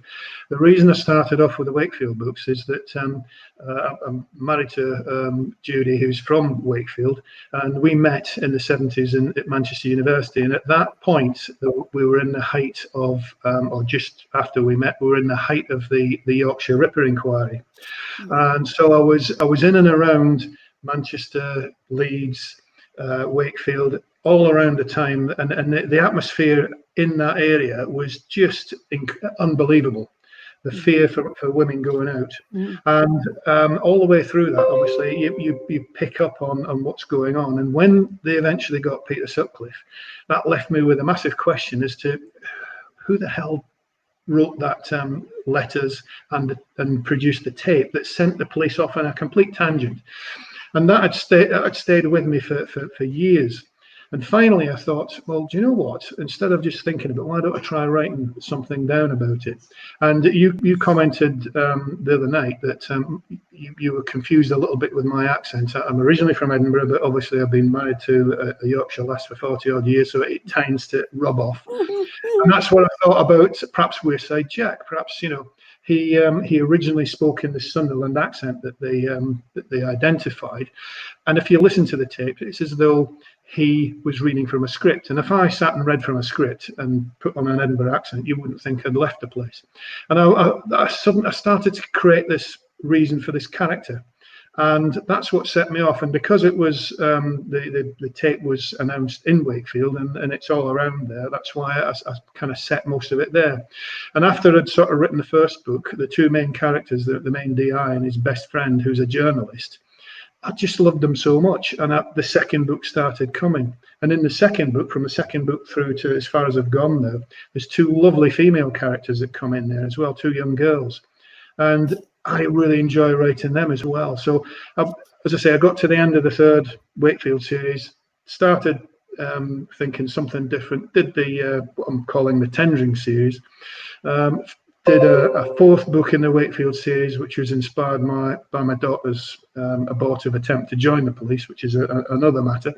And I'm currently writing the follow-up to Disposal, which is called Distressed, and that's set in 1977. And of course, Wonderful. The one that's come after that has got to be Discontent, because that's set in 78, and that was the winter of discontent. Of discontent, definitely.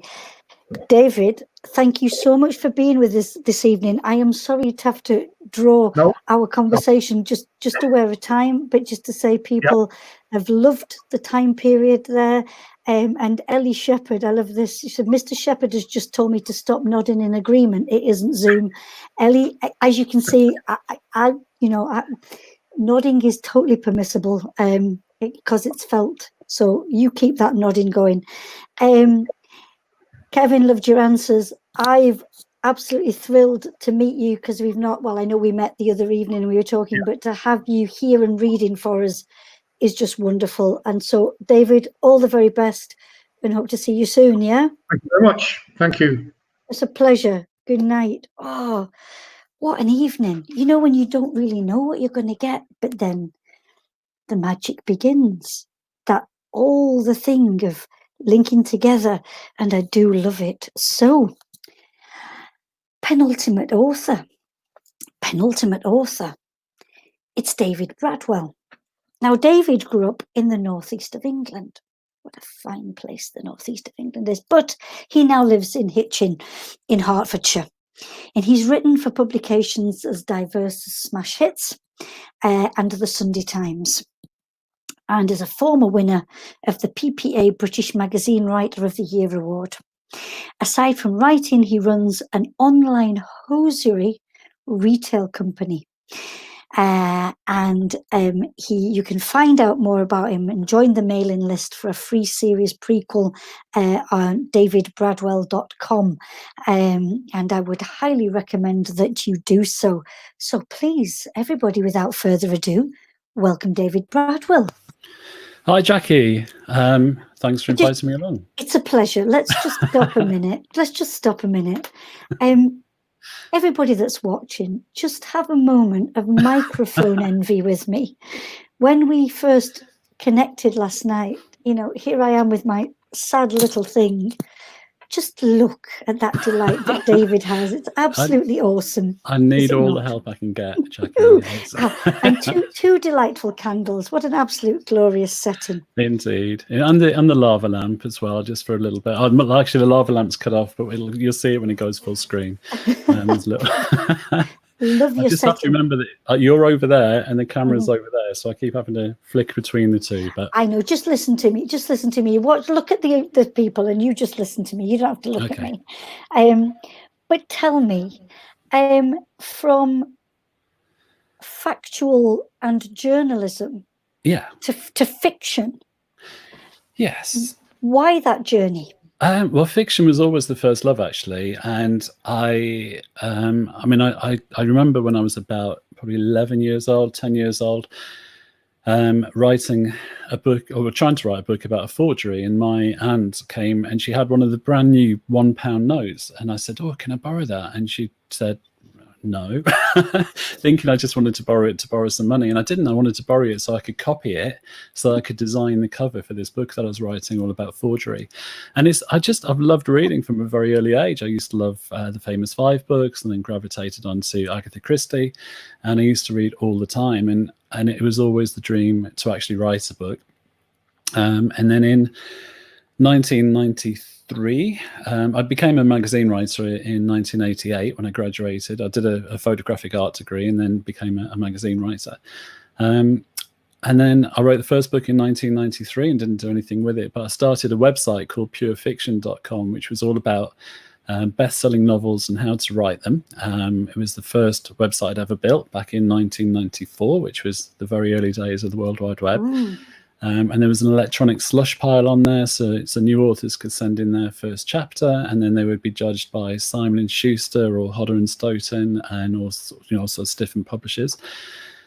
And that grew and grew, and fiction's always been the first love, really. And it was it's been a joy to be able to get the opportunity now to do it. I mean, it is strange because it feels a little bit like I've invited myself to everybody else's party, all these really good authors out there, and there's no entrance exam. You just turn up and do it, and it's I think I find it so cathartic and so relaxing, and with all the stresses of daily life and running a business and all that kind of stuff and everything that's going on in the world, just to disappear into a made-up world and have control over the characters and to see where they go and to enjoy spending time with them is a privilege, really. It's an absolute joy.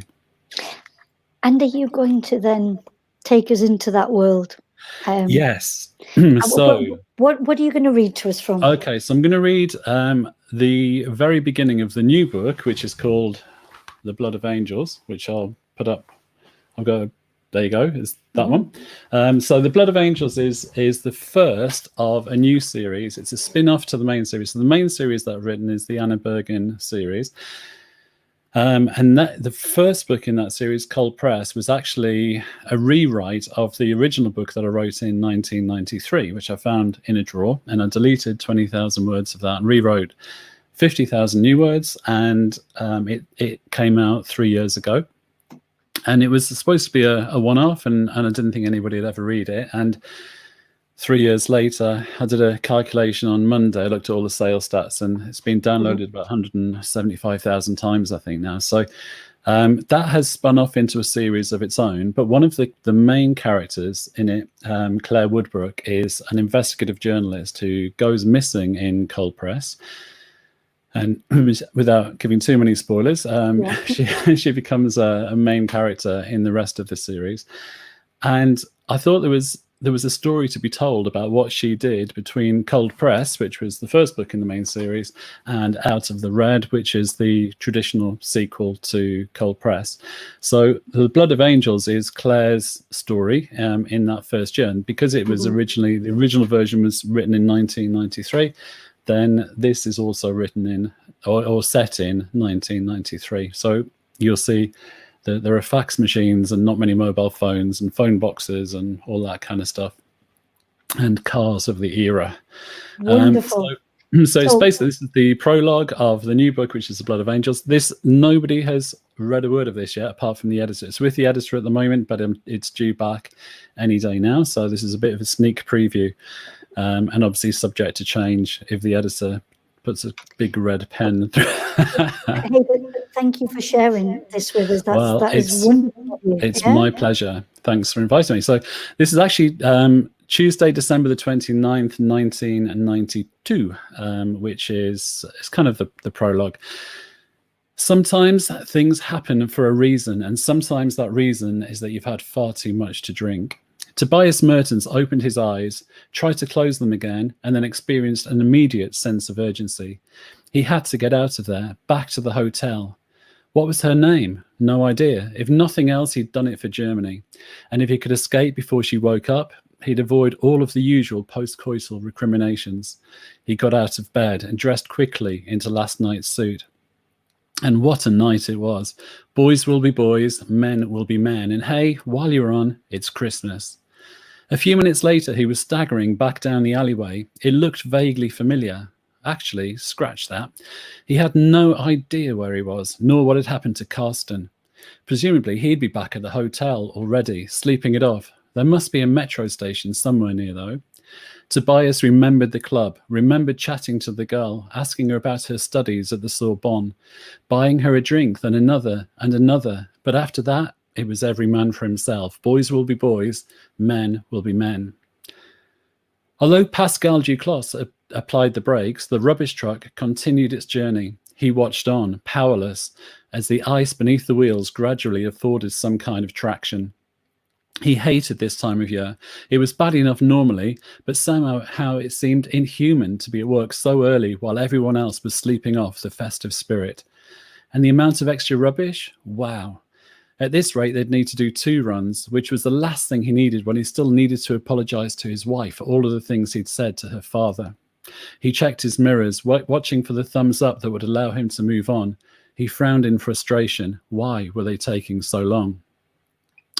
Tobias Mertens saw the rubbish truck slide to a halt. Poor bastards, out before dawn, and especially when it was so cold. The 2 men had stopped loading bags, though, and instead were standing motionless. He took a step to the left to get out of their way, but then saw what had grabbed their attention. The arm protruding from beneath the pile of cardboard. You wouldn't want to be homeless on a night like that. But how many homeless people wore a suit like Carsten's? How many homeless people wore a gold watch? Tobias stopped walking, his eyes fixated as his hungover brain tried to process what he was seeing, and then the full horror of reality hit. And there you go. Oh, the full horror. The full horror. That line may change, actually, because I've since realised it's quite a similar line to one of the other books. So that one may change, but it's fine. I don't know. I mean, it's almost like having a theme that runs through your writing. Yeah, so this is a couple of German lads having a weekend or a few days in Paris at the end of 1992, and it sets the scene. I mean, that gets resolved obviously by the end. There's no mention of Claire in that, and Claire. Most of the action revolves around Claire and her journey, but that kind of sets the tone and explains why things that happen to Claire, essentially. She comes in the second scene, and and it's all good fun. And it was a joy to write. I mean, it's been, I've spent a lot of time with these characters over the last 3 years, and this book in particular, The Blood of Angels, it's about 1993. It's set in Paris, in Frankfurt, in Koblenz in Germany. There's a little bit in London, and it's about Germany and the Schengen Agreement. So about free movement of people and goods and things through Europe as the time of the borders were opening up. So there's quite a bit of sort of historical reference in there. And it was just great fun to do. It's a conspiracy thriller, and the tagline is "Trust no one, especially those who promise to save you." And that is the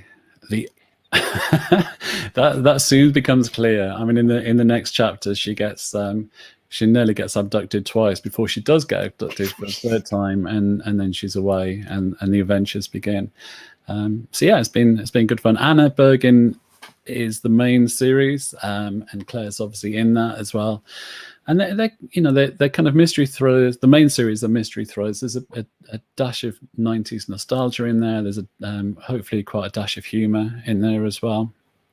It's just things that make me giggle, and lots of relationship stuff in there, because Anna's notoriously bad at relationships.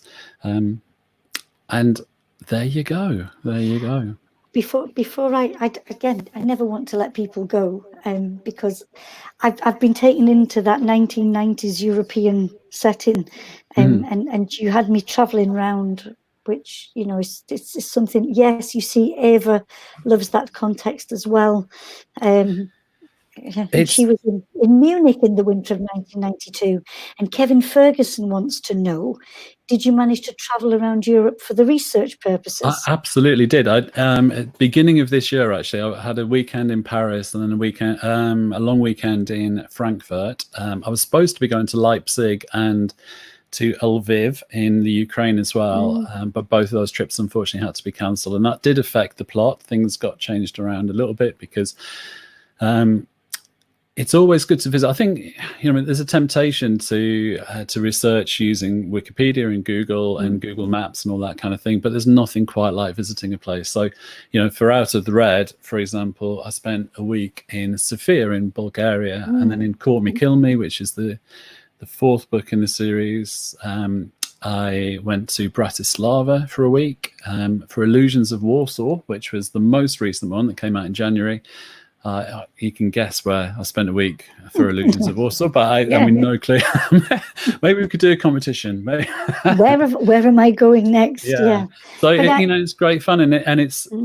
I mean, when I went to Sofia I've been to Sofia 3 times now for book research, and I knew that I wanted to set the end of Out of the Red in Sofia, and then the ideas that I got from doing that.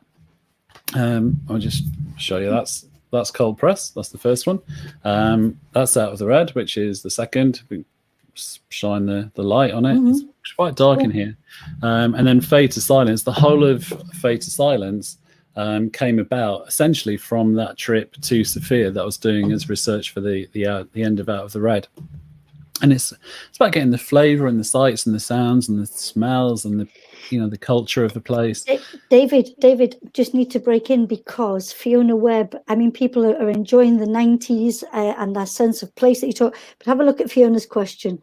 She says, is this book to be read after the other novels, including this character? Well, yes and no. It works as a standalone. Essentially, it's been written as a standalone, as book 1 in a brand new series. So all of the backstory that makes Claire make sense is in there.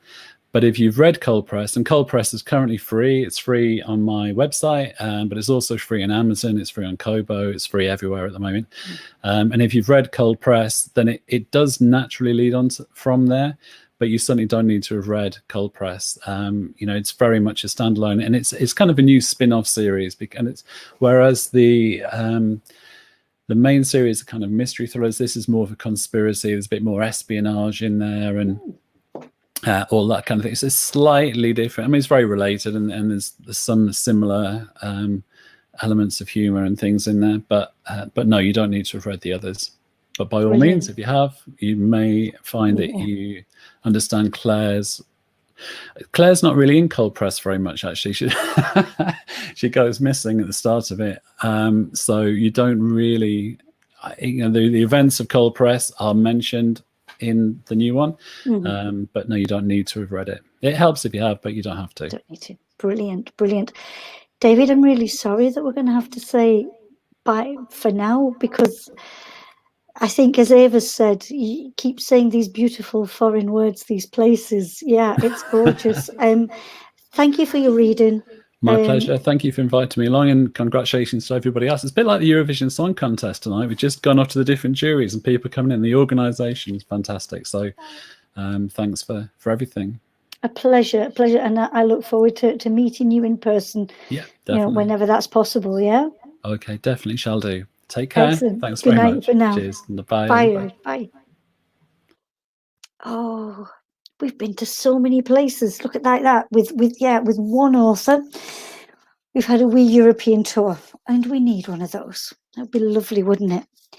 Well, you fabulous viewers, whether you're watching now or whether you're coming to the viewing later, so the recording, we have reached the exciting moment of the final author. And I always want to say thank you to the last man or woman standing, because, we've had such a feast. But yes, we have one more author to bring into the room. It's M.K. Farah. And she is the author of 8 crime and psychological thriller novels, together with more than 40 novels in other genres. So this is somebody who is very productive.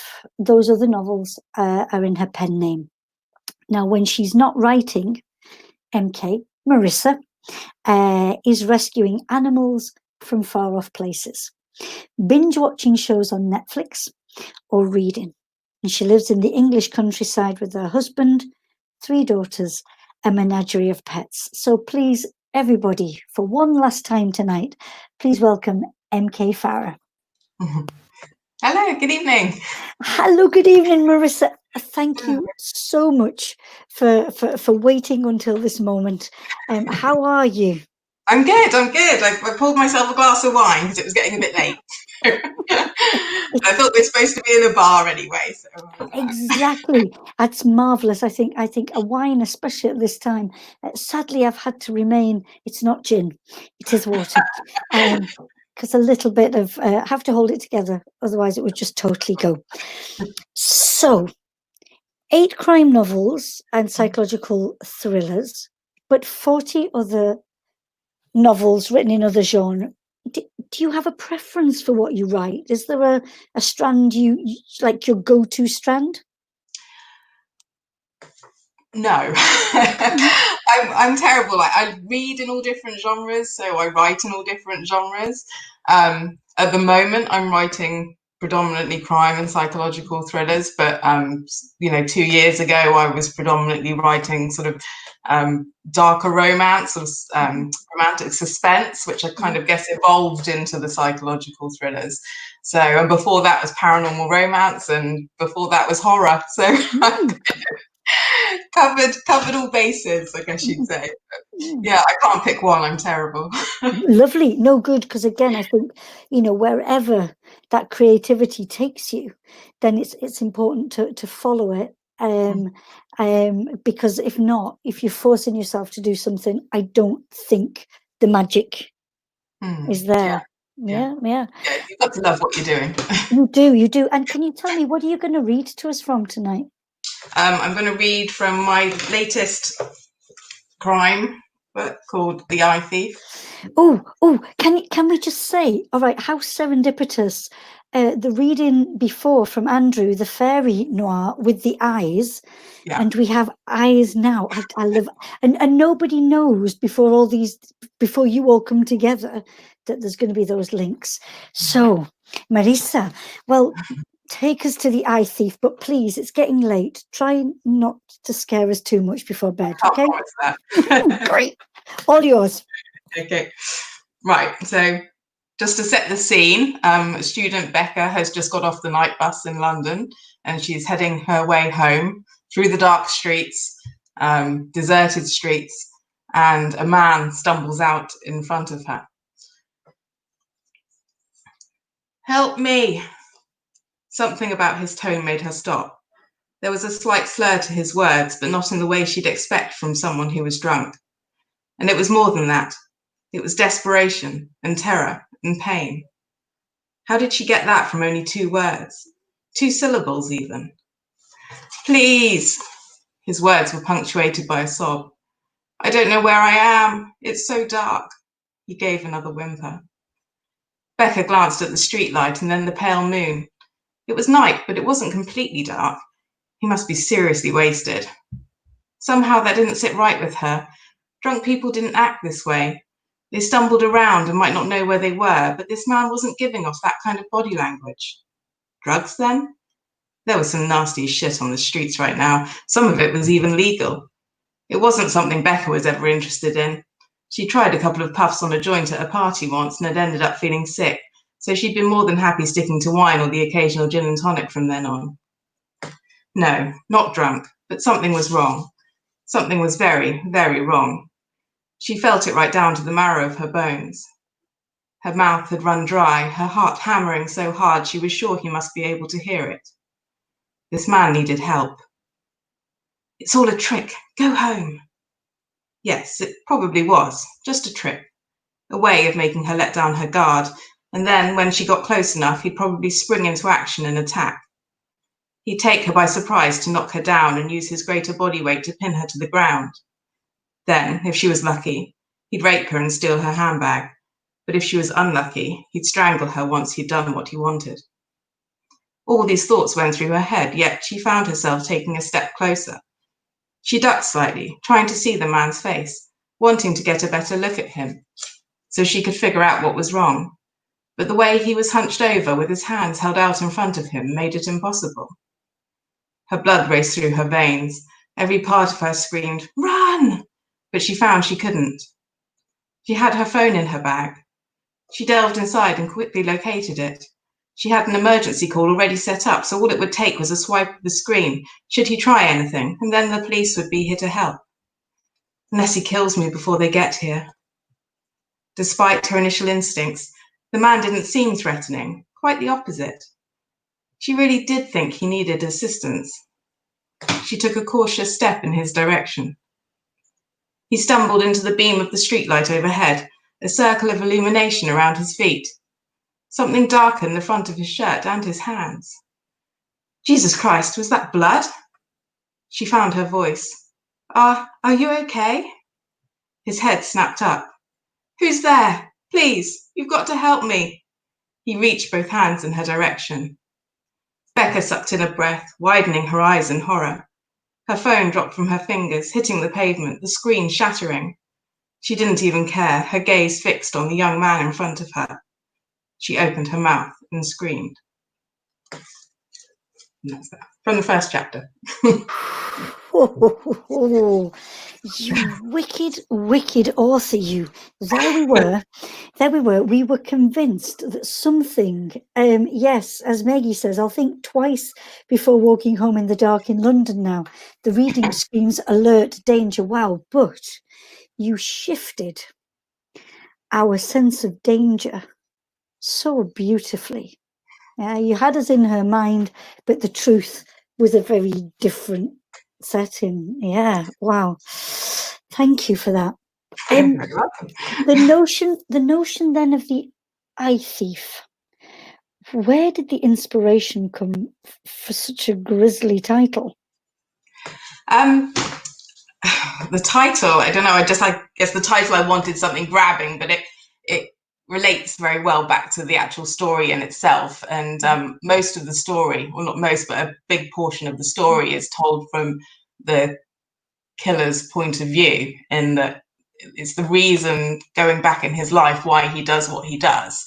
And the reason that he goes out and basically steals people's eyes and then releases them back onto the streets of London to wander the streets blind, as people do. As people do. Can I ask again, which area of London was that? East London. East London. It's, again, just trying to stay safe in places. What Well, I've made that journey myself because I lived in East London because I went to the university there, many moons ago, and have done that walk off the night bus, walking those streets at some ungodly hour. And you have to walk past a cemetery on one side, and it's all very, very kind of creepy and eerie. And yeah, just the idea that somebody could step out in front of you at any moment is something that stayed with me, clearly. Clearly. And I wanted to ask you as well, you are evidently a productive writer. Are you one of those, because this is just as you were writing and seeing the books and that, are you disciplined? And does the process come easily to you? Yes, I'm very disciplined. So I generally have a word count that I aim to hit each day. I don't always hit it, but for the most part I do. And yeah, it does come fairly easily. I mean, it's literally all I do, you know, from the minute I wake up, you know, things I dream are things that I end up writing about. It's very all encompassing. You know, but I love doing it. I love writing just the same as I love reading. So it's just how I like to spend my time. So it doesn't feel like, you know, something difficult that I have to do. Yeah. And are you able to do that full time now? Are you? Yeah, I've been full time for 10 years. So wow. Yeah, I was first published in 2009. I got picked up by a small indie press for a paranormal romance that I'd written back then. And then that became a 5-book series. And I've had various other things published. And then I took on self-publishing. And basically, I've made my career from that for the last 10 years. So having been published traditionally and then now self-publishing, and I'm not one of those people that says, you know, it's either one or the other, because that's an age-old, you know, debate that, you know, we don't need to go in, but not at all. But for you, and because that to me is what's the most important thing, is what each individual author finds as their way forward. Why have you stuck with the self-publishing now? What's been good for you with that? I guess I'm a bit of a control freak, so I like the fact I can set my own schedule. I do a lot of my own artwork as well as the writing side of it. I do my own graphics. It's basically running a business, but doing the writing as well. And there's some days that I sort of say to my husband that I've spent more time doing the business side of it than the writing side of it, which can get a bit frustrating. But at the same time, I love being the master of my own destiny, I guess. You know, I know what works. I know what advertising I need to do. I know what I need to do, and that's working for me for the time being. So. Wonderful. I love it. Kevin, thank you for your questions tonight. They've been fabulous. And here then, so do you write one book at a time, or have you got other plots on the spike? I love that. Other plots on the spike. I don't think after what we've just heard, but yeah. And how long does one book take? Okay, there are always lots of spikes and lots of plots. I always think I'm never going to have enough time to write everything. I've literally got notes everywhere, and you know, everything inspires. You know, it's it's really amazing. As far as writing the one book at the time, I always try and have one main book that I'm writing. But what tends to happen is things overlap. So I'll have one book that I'm writing, but then I'll have another book with my editor, and then I've got another book that's currently on pre-order. So everything tends to overlap, so nothing's ever focused purely on one thing. And how long does one book take? I'd probably say from start to finish about 3 months, but that is with books overlapping. So and it depends on the book as well, how in depth it is. And the police procedural takes a lot longer because there's so much research that needs to be done, and I've got more people that go through it because I've got ex-detective who reads it once the editing process has been done, and he comes back and says, you know, this wouldn't happen, or they've reacted in a way that a detective wouldn't react, and then I have to go back and make changes to that, and you know, then it goes back to another editor. By the end of it, I'm kind of sick of the whole thing and I don't want to see it again. Yes, I used to love this text, and now it's like, get away from me. It can go away. I want to move on to the next thing now. The new one that's mine. Yeah. Yeah. So tell us now, the Eye Thief, it's out, yeah? Mm-hmm. Yeah, it's out in paperback and ebook on Amazon. Yeah, beautiful. Book 2 in the series, which is another D.I. Erica Swift, is out next Thursday. So that is out very, very soon, which is exciting. And sorry, there's a question coming in. I never want to miss people's questions. Ellie Shepherd, thanks Ellie for all your questions tonight as well. So before you started writing, who was your favourite author or inspiration for your writing? It's an oldie but a goodie, Stephen King. Yeah, he's got a lot to answer for. Yes. Stephen King, James Herbert, all those old horror writers that I literally grew up reading, and they were the ones that inspired me. So yeah, that's why I started off in horror. But the horror didn't sell as well as the paranormal romance, so I kind of developed. But all my work's always been very dark, I think, from having that baseline. Well, I am so glad that you have brought the darkness to us in such a dramatic way. I think it's always nice to end an evening so with such an impact. I wish you all the best, and again, I hope our paths cross sooner than later. And to hear more of your work, and once again, I'm really thankful, for you being so gracious to close off our session. I'm so glad you did. Yeah, it was spot on. So, see you soon. Yeah. Thank you very much. Have a good evening. Another glass of wine, Marissa. Another glass of wine now. Yeah. Cheers. Wow. What a night. What a night. You never know where this is going to go. And again, we've been on some fabulous criminal journeys. Thank you, everybody, for being with us. I wonder if I could please beg that Kelly Lacey makes herself present in the room. Wow, what a night. Wasn't it? Who knew? Who knew that you could weave the magic? Because I love what you do. You're the fisher person who throws the nets out. Yeah. And this is what you bring in. I think we need to say massive thank you to the authors, massive thank you to Meggie there, wrangling away, wonderful. Everybody who's commented and questioned, and it just makes for such a lovely community, does it not? It's wonderful doing nights like this. Yeah. Merci à vous. I'm going to be polite, Kevin, and say merci à vous pour ce soir. Kelly, tell us, what do we need to know this evening before we close our books and head for the covers? Can I just say a big thank you to Susie Astley over on Twitter as well. She's been doing her magic as well with tweets. Big much love to you, and thank you for everything you do. It's amazing being part of Honey and Stag. And I think we wanted to say that we're taking a wee break. We do. In July. Yeah. We're going to have some much needed downtime. And then we're going to gather everything up and start again. And we're back on August the 13th, I think we said, Jackie. That's what we said. We'll be back on August the 13th. It might change that, yeah, that's what we should aim for. And I'm just thinking, Ellie Shepherd, I'm so glad you've had a lovely first time.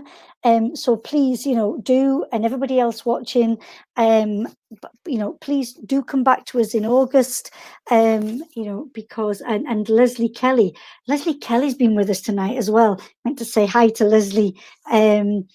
Andrew, please come back again. And Ava, don't go anywhere near East London. I think that's the scary place not to go.